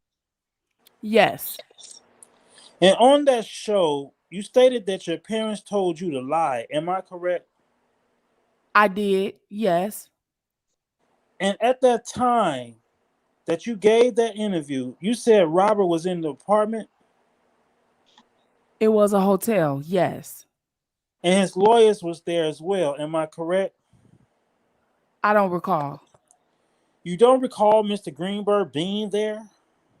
No. Do you recall his manager being there? No, I believe he had his spokesperson. Do you recall that person's name? No, but he did have dreads. I didn't hear you. He had dreads like. I want to go back to when you and Robert would go out and all the girlfriends, he would open the door for you. Yes. He would you and the others would not even move until he he got around to the other side of the car to open the door for everyone. Am I correct? What you mean? What vehicle are you referring to? Any vehicle. He would open a door if he was on the vehicle in the vehicle with you. Yes. Okay. And when when you came into the room, when women came into the room, he would stand. He was what? He would stand up when women came into the room. He would. He would stand up when women came into the room. Can you rephrase the question? I don't understand what you're asking. Okay. I'm going to show you what's in evidence as defense exhibit O. You wrote that you told us earlier. Oh, you wrote that you told us earlier. Yes. Could you read the highlighted portion, the portion highlighted in yellow? Both sections or just the first? The first section. Okay. My mother drove me to R. Kelly's show in Jacksonville at 10 or 11 p.m., 4 hours after our current location, knowing we wouldn't arrive until about 2 or 3 a.m., well after the show was over at the age of 17. I want to ask you to look at what's been admitted, no evidence as defense exhibit P, and ask you to read from the highlighted portion from the top all the way down. I don't think P is in evidence yet. P is something you wrote.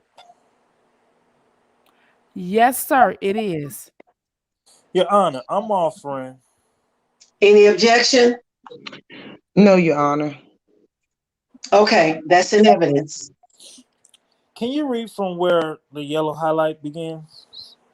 She also be sending him pictures of me in crop tops and tight clothing pretending to be me. I had no idea she had already been texting him acting like me, but once I found out, I continued to just go along so they wouldn't be upset with me. My parents told me to tell him I sing and dance, so I sent him a video of me doing both. They told me what to wear, which ended up being a crop top and tights. They watched me as I made the video and said nothing about it. I first met R. Kelly. The first time I met R. Kelly, I told my parents where I was, the hotel I be in, and once I got there, around 30 minutes, they planned to call the police. The police asked me my age. I told them I was 18. They checked my ID and saw nothing. Okay. Could you read the last paragraph a little slower, please? The first time I met R. Kelly, I told my parents where I was, the hotel I be in, and once I got there, after 30 minutes, they planned to call the police. The police asked me my age. I told them I was 18. They checked my ID and said nothing. And saw nothing. Now, I'm going to show you what's been marked as defense Q for identification. Do you recognize it? 1 second. Yes, I do. That's something you prepared, am I correct? Correct. There's some handwritten notes on the side of it, am I correct? Yes. You wrote those, am I correct? 1 second. Yes, I did. I'm offering it, Your Honor, defense exhibit. Any objection? May I see it? I'm going to change the marking on this, Your Honor, to R. R? Okay. So are you going to remark this as R? Yes. No objection. Okay. I want you to slowly read. Well, I'll first ask a few questions. Okay. That's a letter you wrote to whom? I wrote this letter to the defendant. Could you speak a little bit louder, please? To the defendant. And you wrote this letter to him after you separated from him, and you explained this morning. Am I correct? Yes. And what is it that you call him at the beginning of this salutation at the beginning? Hey, Bear. Hey. And could you read it for us? The entire thing or what's just highlighted? Read the entire thing. Read it slowly. Okay. Hey, Bear. So because of the circumstances that we're under, it's hard for me to do anything without talking about you yet still supporting you.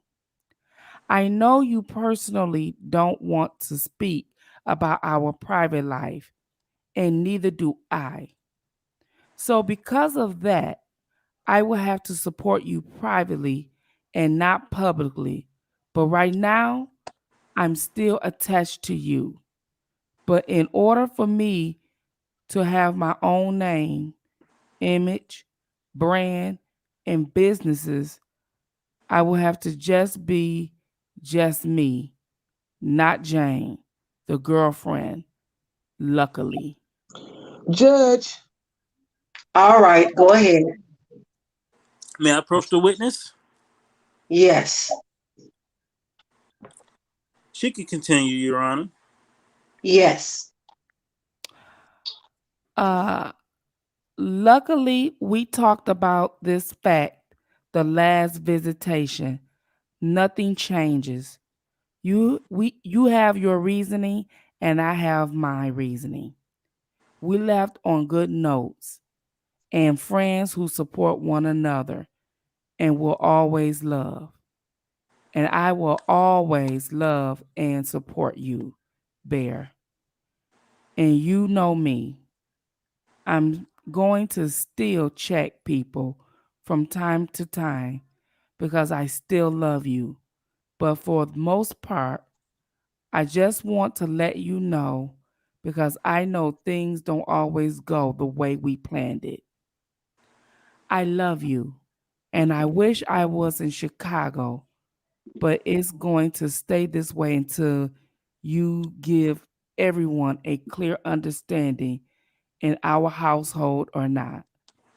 I will have thought after your first visitation that would have been the first thing you fix, but apparently not, which is also fine.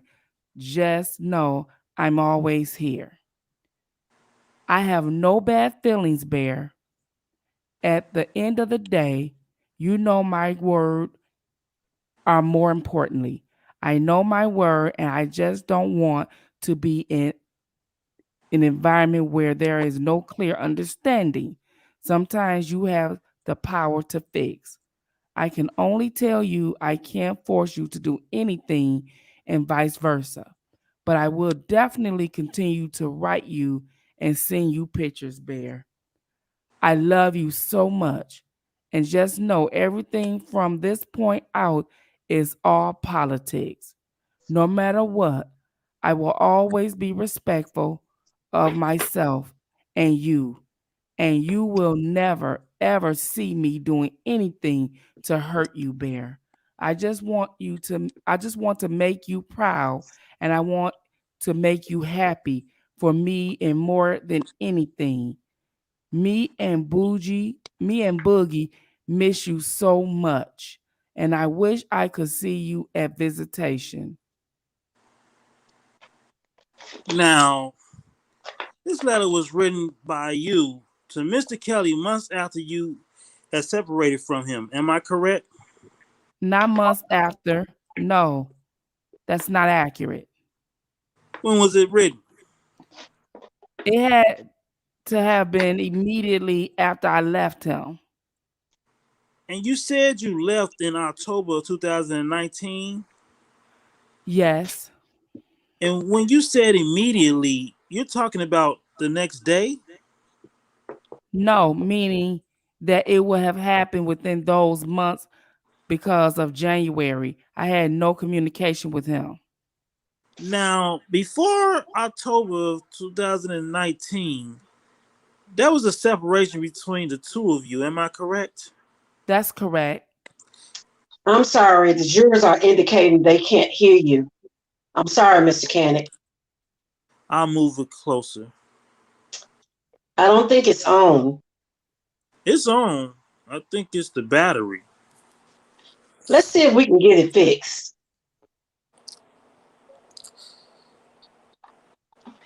You testified that you don't have a recollection as to the date that you sent that letter. Yeah, I don't. I'm going to show you something to see if it refreshes your recollection. Do you see the date on that document? I do. Does that refresh your recollection as to the date you sent this letter to Mr. Kelly? I don't recall sending him that from that location. This is your handwriting. Yes, that is my handwriting, correct? And that handwriting is on the envelope. Am I correct? Yes, sir. Now, that's an envelope addressed to Mr. Kelly. Yes, sir. And the date on that envelope is December 2nd, 2019. Yes, sir. Your Honor, may I approach and see if the witness has cue? Yes. Do you have any documents here? No. Your Honor, I think this was previously marked, but if not, defense cue for identification. Okay. Could you look at Q and see for identification and see if you recognize it? The front portion, please. Oh, sorry. Yes, I do. Is that something that you prepared? Yes, sir, it is. I offer this defense cue. Any objection? No, Your Honor. Okay, that's in evidence. Could you read it to the jury slowly, please, and loud? Where would you like me to stop? Stop at the end of the first page. Bear, you remember Bambi? You have to read it louder, please. Bear, you remember Bambi? Oh, Bambi, I won't lie. If I weren't in this spider web of mine, if grandfather never had 7 wives, then darling would be in love with my life. Oh, Bambi is my design.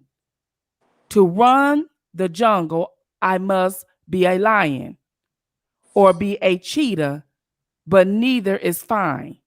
Don't want to hurt my dear love of my life. Bambi, Bambi. My dear, my dear, my dear. Bambi, Bambi. My dear, my dear, my dear. I want you here.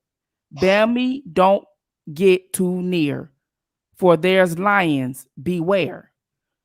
We used to love that song. I just keep thinking of it, all of my memories. When you first recorded me devouring McDonald's, AOL. And when we first met and when we first went to the big house and I said, I want to be where you want to be. And how I used to be happily waiting for you to come home from meetings. When you used to buy like 500 worth of Red Lobster, laid it all out on the piano room.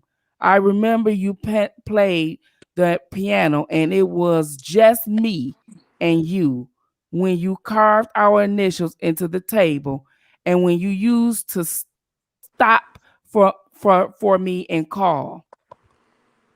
Read the other side. You called me on FaceTime.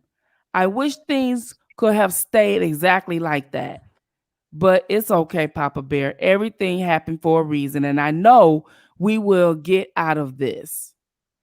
I know, leave you, jammies. Can't wait for us to listen to the Caribbean music again. And I'm going to learn that boxing dance you do. Stop there. Stop there. When did you send this to Mr. Kelly? I don't recall when. This was after the separation between the two of you. Am I correct?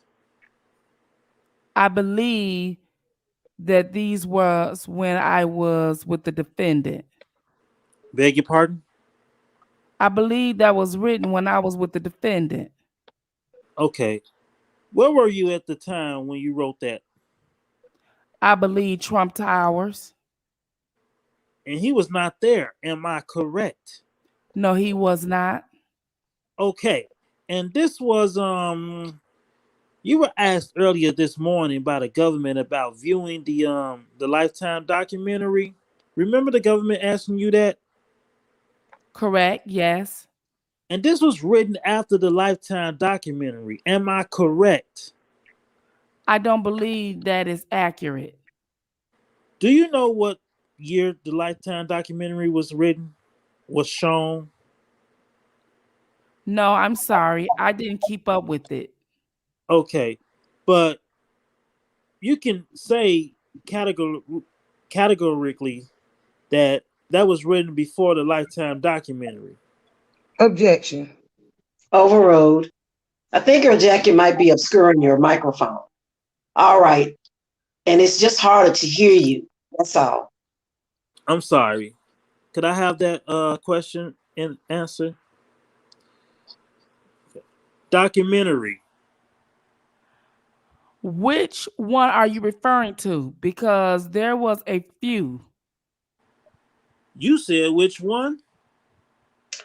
I wonder if it's better to just direct her to a date, Mr. Cannon. Yes. Okay.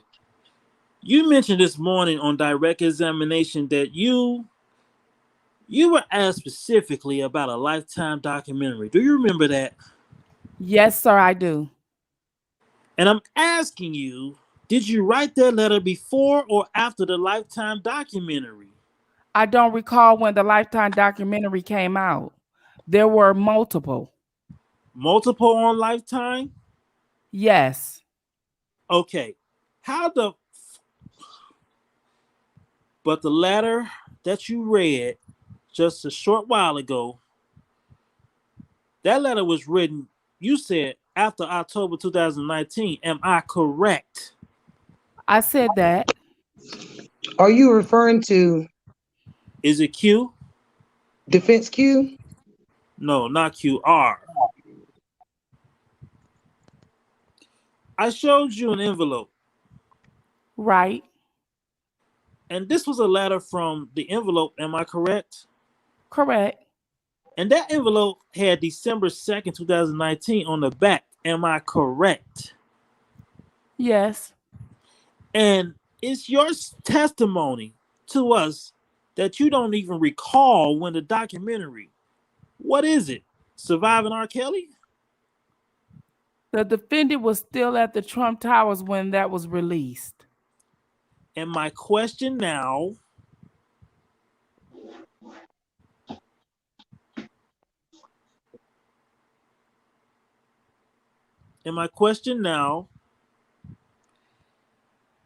Oh, those letters were written when he was no longer there. there's no question before you right now. Now, going back to during the break, you listened to an audio recording. Remember that? Yes, sir. And in that audio recording, you spoke about communications with your family. Am I correct? Yes, I did. And in fact, you said that I understand and I respect that completely, but I feel like for me, where it was so hard for me to, and why I continue not to have communication with my family is because this Lifetime documentary stuff just happened within the last 2 years. And then I've known, I knew where these last 2 years, I'm sorry, I'm just trying to get within the last, I'm going to start again, you know. I continue to not have communication with my family is because this Lifetime documentary stuff just happened within the last 2 years. And then I've known these last 2 years, you hear, oh my God, this is happening. Oh my God, that is happening.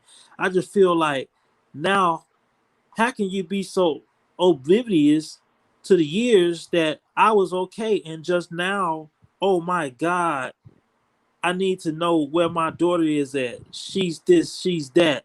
I need to make sure she's okay. I've been okay for 3 years prior.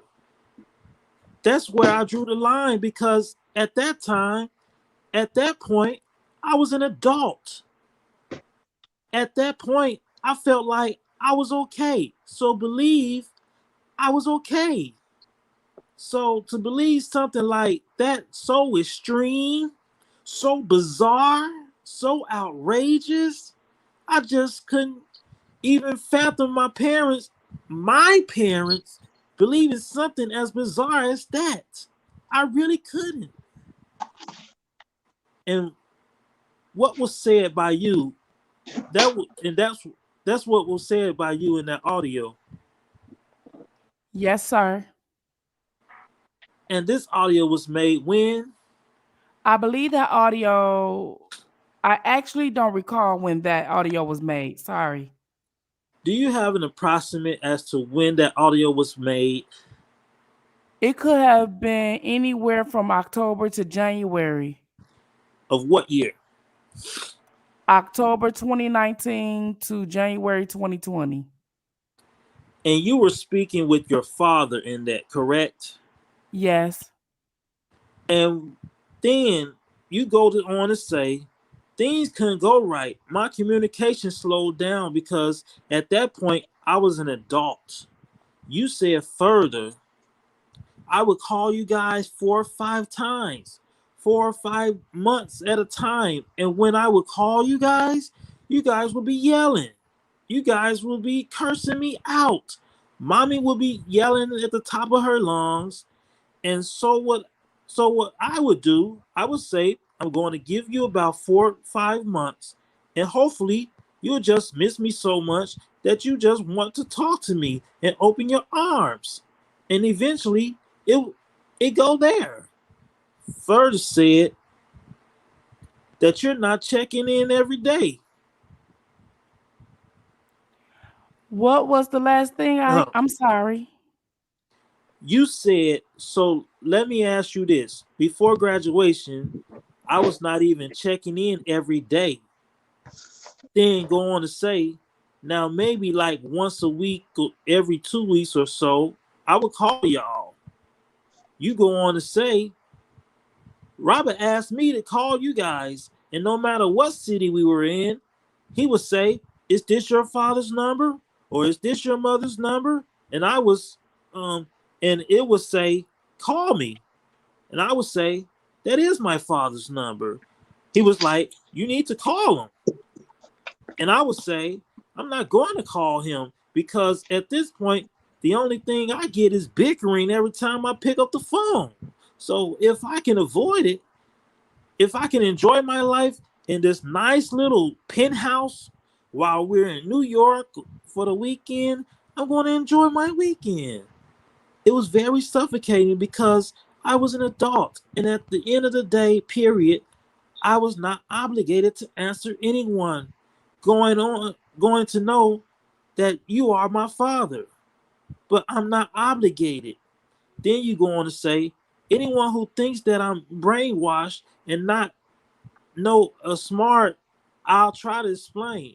Anyone who thinks that I'm brainwashed and not smart enough to make my own decisions, I just feel like that determines how you know their mentality. Rob, our conversations that I had with him in Chicago, he inspired me and told me, Bear, just do what you want. Do what makes you happy. He told me to continue to pursue my dreams, pursue whatever I wanted to pursue. And that's really all I wanted to do. When you were mentioning Bear there, you were mentioning Mr. Kelly. Am I correct? Yes. And that's what you said that he told you at the last conversation you had. Objection. I didn't hear the last part. That's what you said, and he told you at the last conversation you had with him. Is that true? The objection is overruled. What do you mean by by the last question?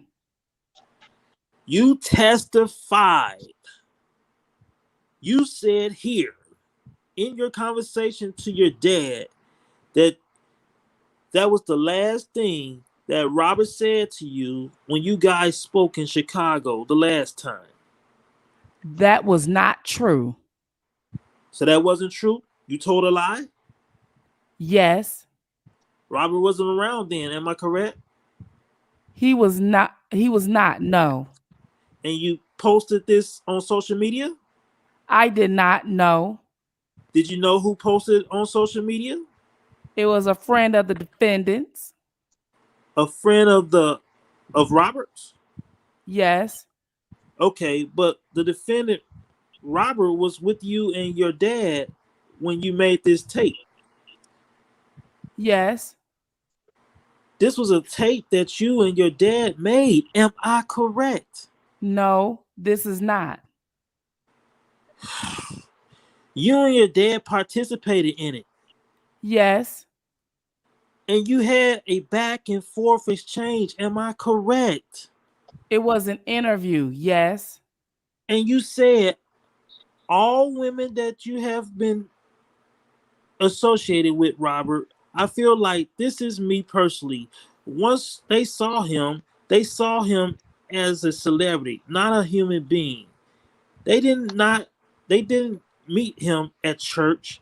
They were infatuated with him, with that celebrity. And because of that, I feel like a lot of them just baited him because of that, because of who he was, because of the life that he had, because of the life that he could have provided. And a lot of them talk about how badly they were treated, but they don't talk about the shopping sprees, the hair, the nail salon, and the great times that you had at dinner, and you were spending money and splurging. You were as happy because one thing, Robert, he's very giving. He has a very giving heart, and there's no way whatsoever that he has a reason to keep you kidnapped or tie you up or hold you against your will. That's what you said in that interview, right? I did say that. Okay. Now you also wrote a letter to your father. I'm going to show you what's been marked as Defense Exhibit S for the identification. May I speak with the government? Sure. Your Honor, for the record, Defense Exhibit S for identification. There are multiple letters in a pack. Okay. Can you look through those, please? Excuse me? You said all of these were to my father? Just read through them and see if you recognize them. Okay. Your Honor, can we have a moment at sidebar while the witness is reading? Sure.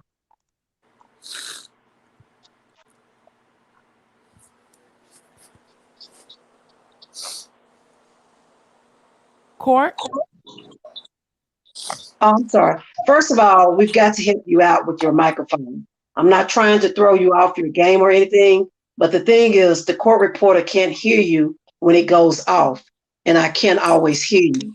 Well, I'll talk to Donna to see if we can get something that works a little better. Okay. But I know it's annoying to constantly be told we can't hear you, and I'm not trying to do that. I know, Judge. So this is a text message from the witness and to whom it is written? I have to find out from her. We just found it. Well, I think that it is a post, potentially written by her. It may well have been written by her. My only objection is I don't think she ever testified that she was held against her will. Wrong person. You need to stop, and by introducing it, it suggests that this is like some big gotcha moment. She just never said she was held against her will. It is clearly relevant. The only thing I'm concerned about is I really don't want her. Can we Get her name out. take the name out? Yes. Right. But if the defense counsel said you weren't held against your will, she would say, no, I wasn't held against my will. No, but I. Okay, but the tenor of that, Yes.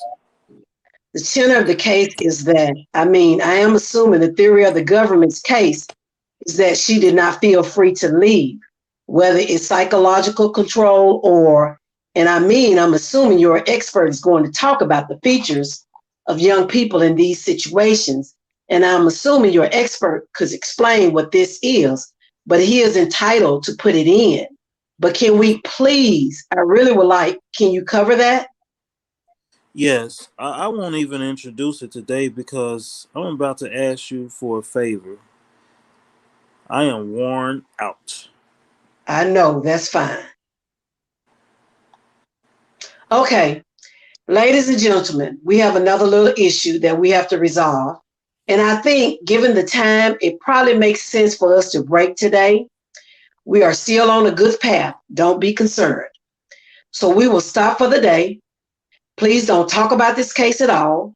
Don't read anything that might be reported on it, or watch anything or look on social media or look up the case at all.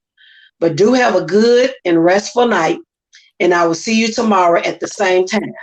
All right? Have a great night. All rise. May I get the document back? Sure. Thanks. And you can take the witness. We'll see you tomorrow. All right. I think you're going to make those adjustments to that exhibit. Yeah, I am.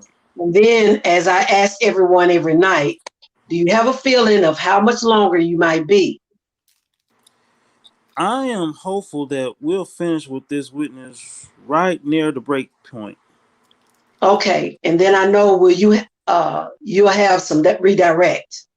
Just a general reminder, Judge Donnelly's trial advocacy class. We don't have to go over all the points that were made on direct examination, but I'm just throwing that out there as a general tip. Okay.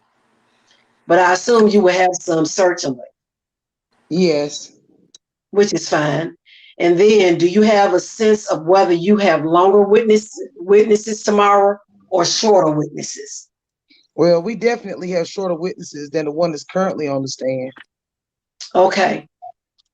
We will take a look at our schedule and determine who it makes sense to call tomorrow. We didn't hear you. Oh, I said we will take a look at our schedule and determine who it makes sense to call tomorrow. Okay. Also, and I think I said this before, just to the extent, and I really don't like to put people on the spot about this, but just to the extent that there's no dispute about certain pieces of physical evidence, if there are things that you can agree on before, so we can move things along a little bit more quickly, I think that's to everybody's benefit. I understand that you may have other things on your mind than sitting down and figuring out what evidence you agree on. But if you can do that, that will probably speed things up a little bit. Anything else that we have to talk about today? Yes, Your Honor. If we might, could we just have a brief sidebar to address an unrelated issue to today's witness? Yes. Okay. The government, as I've indicated to counsel and to the court, intends to call a witness from the Loggins law firm, where right. Ms. Pace initially provided that cell phone and the T-shirt to further establish the chain of custody. Well, the two witnesses who are available to do that are insisting that they cannot travel to New York because of the pandemic. I am prepared. Does one of them have like 100-year-old mother? I don't know where I read that. Oh, yes. You saw the email that was sent to me. Yes. Yes. So to the extent that counsel my understanding from, at least initially, from defense counsel is that they were not going to agree to allow this particular witness to testify by video, and we are prepared to seek other avenues. However, I do think that it will probably be easier to simply have her testify by video. The reason why we need to address it now is that it's my understanding that she is traveling internationally on the 28th, and I don't want to lose her before she leaves. Your Aunt, could you give us another? I can't make a decision. If you give me an opportunity, maybe we can. If the marshals hold him for about 5 or 10 minutes, we can have some discussions to see whether or not we can. Because if not, I'm going to prepare. I have prepared a material witness warrant, which I'm going to ask Your Honor to sign because I have to do it before the 28th. I guess it's too late to do a Rule 15. Well, I think realistically, I don't think, I think honestly, it would be better just to have her testify by video. Video? Of course. Of course. And it's effectively the same thing. I mean, just in terms of you'll have your conversation. Do you want me to ask them to hold him? Yes, please. All right. We have just been having just really scheduling questions. You know, I know that there are some witnesses who may be traveling here from other places. Since we have the Delta variant and the situation in New York has become more difficult, I know there's some concern about witnesses that might have to travel. Having done this a few times by video, it is actually somewhat more efficient. If the parties can agree on witnesses who may not be the key to the case, let's say that having them testify by video, I think that's really to everybody's benefit. I know there is one witness who is reluctant to fly in from Florida, which I think we all agree is quite a hot spot, and that person has obligations to an elderly person that make the person unwilling to travel. And I'm going to encourage the parties to try to agree upon that. I don't think there is any benefit to forcing the person to come up here. I don't know what the person's vaccination status is, and I'm really am reluctant to subject the people in the courtroom and the jurors to somebody who is coming from a hotspot, and we don't know what their vaccination status is. Like I said, I don't think this is the key to the case. I think this is a tangential witness. It's possibly a witness that you could stipulate to, and so I'm going to just suggest that you do that. How many witnesses are we talking about that are in this position of? Well, there are 2 witnesses who are in this position. There are a few additional witnesses whose testimony will be very, very short, and it will be great if we could either reach a stipulation or allow them to testify by video, just to save everybody the trouble of having to fly to New York for 7 minutes of testimony. Well, and I don't know what the witnesses are testifying about. I think everybody should be mindful of the fact that we've got jurors here that are giving up, as jurors do in every case. But if there's a way to not, I mean, I don't know who the witnesses is, but if it's somebody who is going to testify about business records or something, that is a waste of time. That is something that you should really be able to stipulate. I can't force you to stipulate to it, but I don't think it's in anybody's interest to have a bunch of boring witnesses come on that you are really not disputing. So I'm going to direct the parties to make their best efforts to come to some kind of accommodation, either by stipulation or by video. And we are in a little bit of uncharted territory here in terms of what the court can order under these. With the health, with the pandemic like this, but I really don't see why you wouldn't agree to that. I don't know why you would want to bring somebody in here from a hotspot who we don't know what their vaccination status is and all of that. So does anybody else need to be heard on this? The government does not. Okay, this happens in trials all the time, and you seem to have been getting along pretty well, and it just seems to be a reasonable accommodation. So I think that's all. Yeah, I would just ask if we could be given the opportunity that the marshals accommodate us, that we be given 5 minutes that we can start discussions. Yes, I think they've agreed graciously to do that. I do want to thank the marshals for their help and hard work during the course of this trial. All right, so yes, and so thanks for doing that. And yes, you can certainly do that. Anything else? No. Okay, thank you so much. And I exit the courtroom and take my tail to bed. Amen. Woo! Lord have mercy. Oh my gosh. Oh my God. Well, I just want to say real quick. Congratulations. Woo! Lord have mercy. Wasn't that something? Yeah, she was really something. But I just want to say Yeah. real quick. Did she lie or what? Yes. She lying. They all lying. Girl, she And she continued to lie the next day. I mean, she just sounded like a complete. She acting like she playing a role or something. Yes, she just acted really stupid on the damn stand. Sometimes I tell the truth. Sometimes I'm just gonna play like I play like I don't know, and then I'm gonna lie. It's like it's a game or Did something you to her. tell this to the government? I don't recall. You don't recall? No. Is that your handwriting? Mm-hmm. So the government is lying. Yeah, they're making some mistakes. He's talking about they you saw making them some people in mistakes, there but now writing. you saying that the government made mistakes. You know what I'm Yeah. saying? And I just think, I don't know, but I just think that the judge was just been a little bit titty biased. Yeah, me too. I mean, you can tell that. I think she's been a little bit biased. I think she's given, like she was in her motions, given too much favorable to the defense. But Yeah. at this time, but I just think she needs to recognize that, you know, like she said, like, okay, the parents are not on trial and it's not consent for a minor. No.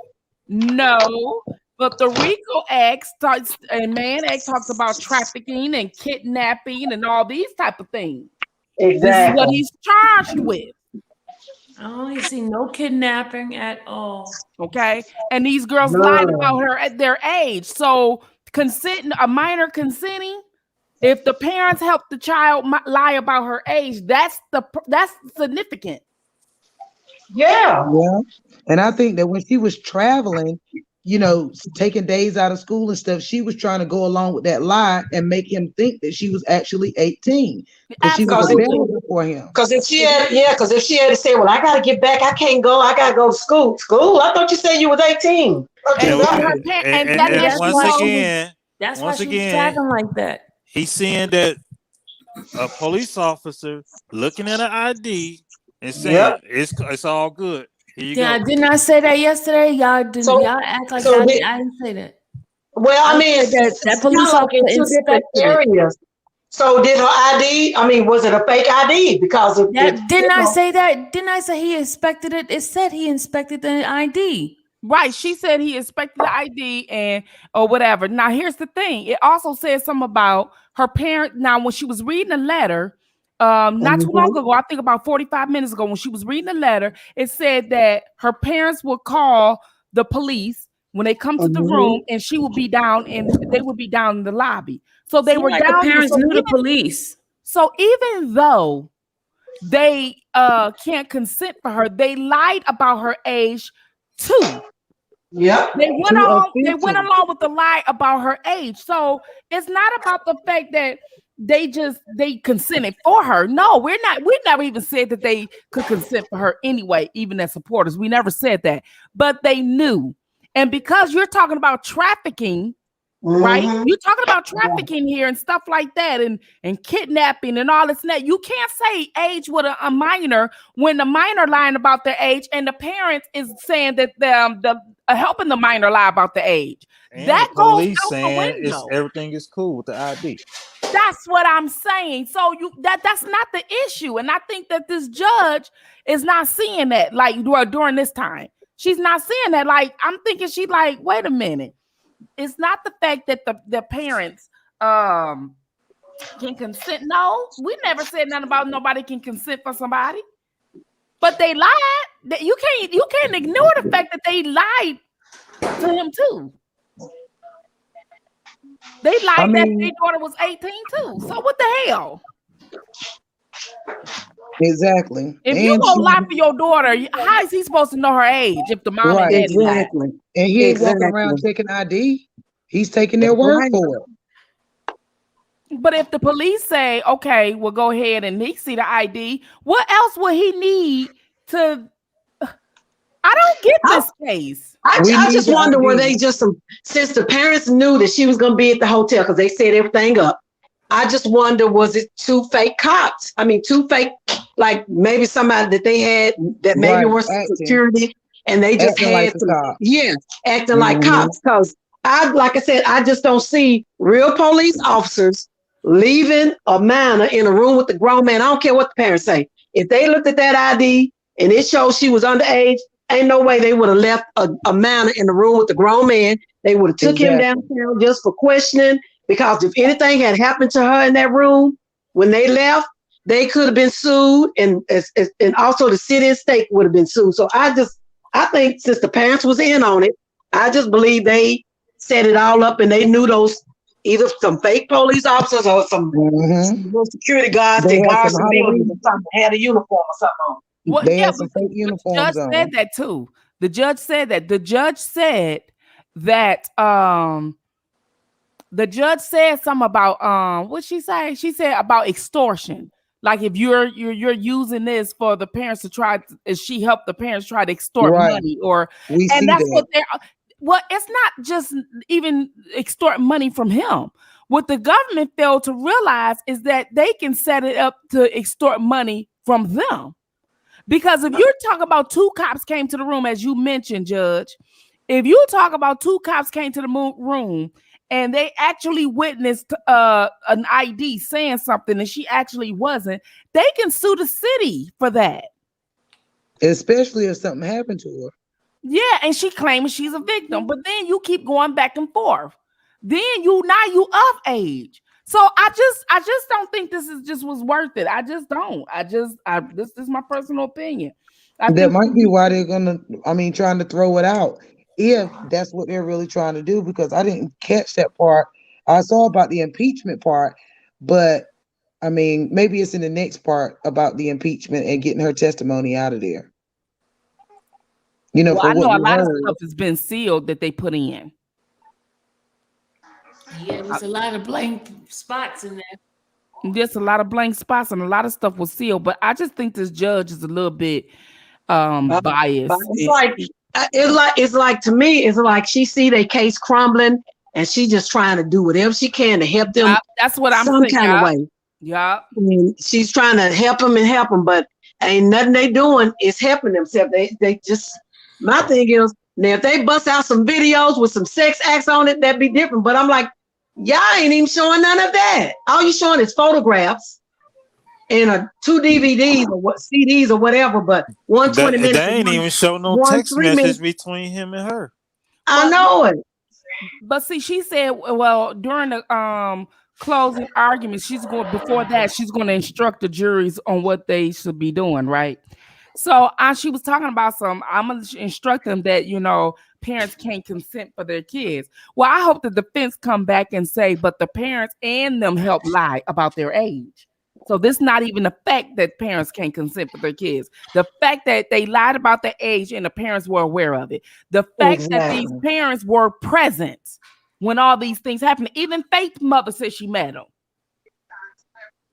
And she was of age. So it doesn't even matter. That's the point. And I hope that they put that in closing argument. I hope that one juror that knows Bill Cosby, I hope that's the one that's going to be he should know, like, yeah, they got my friend Bill Cosby, so he should know how these women act. But I mean, I just don't get it. It's like they losing and the judge don't want them to or something, or she trying to help them any way she can, but well, she probably is going to try to help them because it's being heard in her courtroom, so she doesn't want to look like a fool for accepting this bull crap in there. So she's going to let it play out and play out and play out until they actually run across something. So that's why I was saying, everybody, we still definitely need to stay in prayer for him, because they got something up their sleeve. They're not letting these people get up here and tear their case up if they don't feel like they have something with somebody else. That's what I told people. So Yeah, they I mean, got we just some got of to it. be They got mindful. something. They're gonna pull their big gun at the last minute before they rest. They're gonna pull a big gun. I don't know what that big gun is. And I'm thinking because we were looking at Right now, Mercedes they done lost earlier. every single Yeah, case but you dealing can't. with each accuser. But this case far from over. It ain't even halfway done. Mm-mm. It Well, ain't we were even looking halfway at. done. We only week 2. You know what I'm saying? I was We only listening to Mercedes, and I don't know. I don't know if I caught it correctly, but they're trying to like go back and maybe the way that she was talking is like they can pretty much, if you erase something on an iPad, is salvageable. You know what I'm saying? So if he Oh did have yeah, things up there that they're about to bring in an expert or somebody like that that can go back and maybe retrieve these things. yeah. So They can get some forensics. I don't know what they call them, forensics, and I see it all the time on TV. Yeah, everything that you delete from your phone, it could be iPad, whatever. If you right, think it's deleted, it's not. They know how to go right. back in and retrieve it. So, but But that ain't been entered into evidence. But they're Ain't no entering stuff in the videos. evidence as they go. Well, here's the thing. Here's the thing about that. What the jury have to understand is it doesn't matter if they show sex tapes. You know what I'm saying? You have to consider the fact that making a sex tape is not a crime. right, Right. And That's what especially they have to at the right age. remember. That making a sex tape is not a crime. It doesn't and I matter if also you have it, no matter how gross or how go ahead, no matter how gross or how kinky their sex is, his sex life is on trial is not a crime. It's not a crime. right, and also they have to be careful because what if they do see them on text? What if they're everything that they've been saying? Oh, he forced me, but they see that tape and see that they are willing participant. It could also hurt them too. So they got to be careful. Well, that's why I don't think that they want to show no videotapes and no images. I don't think that they want to. You know what I'm saying? Just like she did, like with the what you call that? The Victims Act, where you can't ask a prior victim of her sexual habits. Well, I think that you should be able to if she claiming, not probably in rape. Like, say for instance, but she not claiming rape. But So Right, they should be able to bring it in because the herpes. Exactly, Sylvia. So what I'm thinking is if you're claiming that I gave you herpes, and we know herpes just, can be transferred from one person to another, and it usually, if you're saying it's an STD, it's a domino effect, right? If I slept with you, you slept with this person, you slept with that person, it is relevant.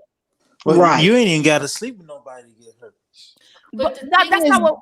But in this case, it does. What I'm saying is, if you're claiming he gave you herpes and you didn't have it before you slept with him, it's relevant if anything in your past that could potentially say you contracted herpes prior to having sex with him. But she did. Faith did 2013. Well, was that said? Yeah. And she was today. And she was 16 then. Oh, they said that she had herpes? Yep. Yeah, since 2013. Yeah, because it was in the police report. So, and she said that was an error. She didn't tell the police she had it since 2013, but that's what the police report noted, that she's mentioned that she had it in 2013. Right? Because That this was before man should, Carol. but see, that's the problem that I have. This man should not be on trial for his life on all these damn errors. Yep. If you can get the shit together, you need to dismiss it or whatever or whatnot. But nobody should be on their life, should sit up there and be in shambles over errors. All these errors, because in 2013, how did he get that mixed up with a current date? A whole 2013. Because when did she say he gave it to her? In 2018. Well, they didn't get together until 2018. That's 5 years difference. Well, and I'm sure that, just like the attorneys, the police make you read that statement before you sign and date it. Sure so she read it. So if she saw that he or she typed 2013, she should have corrected and said, no, that's the wrong date. It's 2018. She did not. So She lying. She lying. And also, So how- Geronda's sister says she had herpes before. The Rob, she met Right. Rob. So they Well, what probably gave about- the shit to him. They What probably if gave it to Azriel- him. What if Azriel is telling the truth and some of the stuff that is in those documents is something that she didn't say and that the state actually put it in there? That many, To make that, their case- that to many make their errors. case That stronger. many errors? I don't think so. Well, you know what? That could be reason why that many errors. They could have I mean, think revised. about They, it though, you know, Sylvia. they could have fudged their statements to make it look. You know how they say, well, we're gonna. They may have said it this way, and they may have written it and added some. Right. I don't put And it to go past. along with the narrative. Yeah. Oh, that's right. So if they did something like that, like these things need to be taken, you know, hey, and then she gonna say she inconsistent. No. What if the prosecution was inconsistent? What if they're lying? I think she's lying. I Because you think gotta they figure- are. We know she lying, but what I'm saying is Because we done went through how many, the original prosecutor stepped down, remember? Then it was somebody else. It was an acting. And so, who That knows? prosecutor that stepped down was in Chicago Federal. No, the one that was in New York too. One in New York. It was in New It was York. a lady. Yeah. It was a lady. Mhm. No, it was a Mhm. guy, and then the lady came in. Mm-hmm. The head was a Oh. guy. Mhm. Okay. So who knows? But something's going. For her to keep saying, "No, I didn't tell him that. That's incorrect." I'm like I said, but that's in that's in the government statement. So I don't know. They could be fudge on both sides, all the way around. But see, I see what you're saying. Like she signed it though. So when you make a statement, you signed it.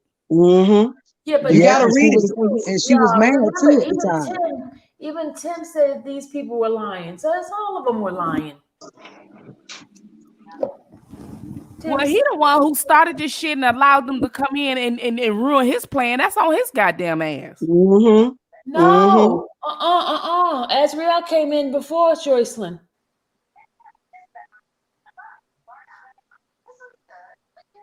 Did you hear me? Yeah, because Joycelyn did come into 2016. Oh.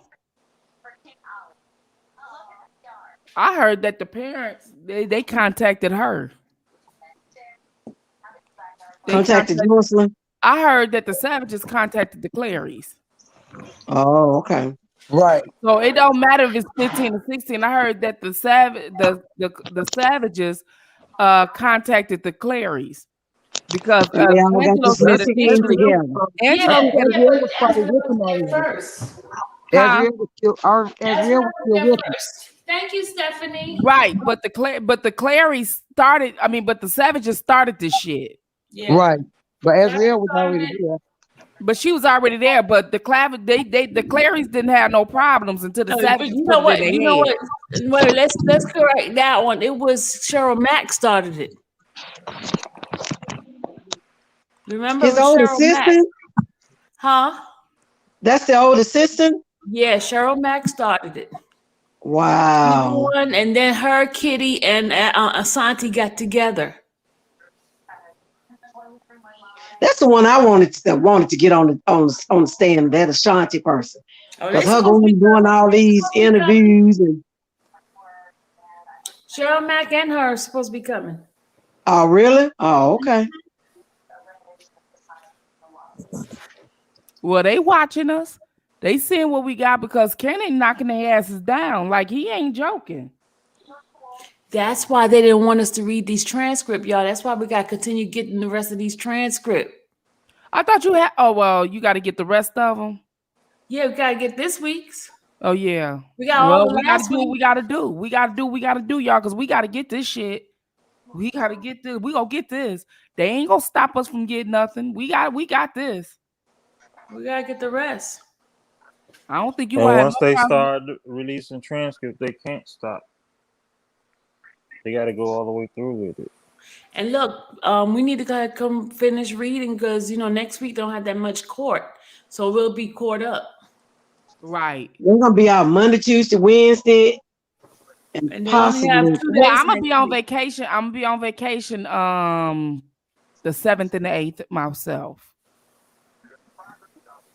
So somebody will have to where you read for going? me. I have to be listening while I'm on vacation. Where you going?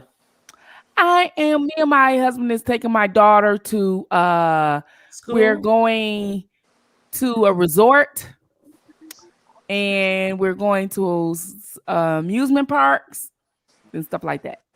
Oh. Well, anyway, guys, I'm gonna have to go to bed because I gotta get up in the morning. We'll do this I know continue that's right. tomorrow. We'll be on a All new day, right. y'all. She's still on the stand. Exactly. Ah! Yeah. Okay.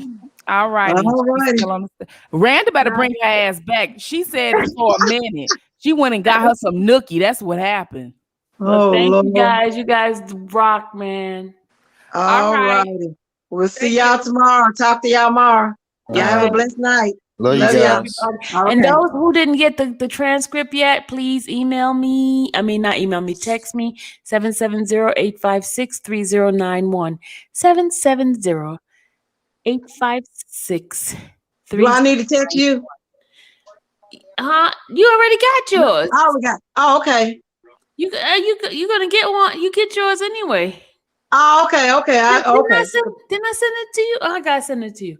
You got to send it to me the I'll send it watermark to you. first. The The donation. watermark. Yeah. Yeah. Yeah. Because I don't need a. Okay. All righty. Yeah, because you Y'all already have a gave good me your night. donations already. Okay. All righty, y'all. Chat with y'all tomorrow. Yeah, okay. Everybody who hadn't sent it, please, 770-856-6220. Erica, I know you need to send me your information. 770-856-6220. I think I got everybody. Because I sent most of them out already. All right, guys. Thank you, everybody. Peace out. Good night.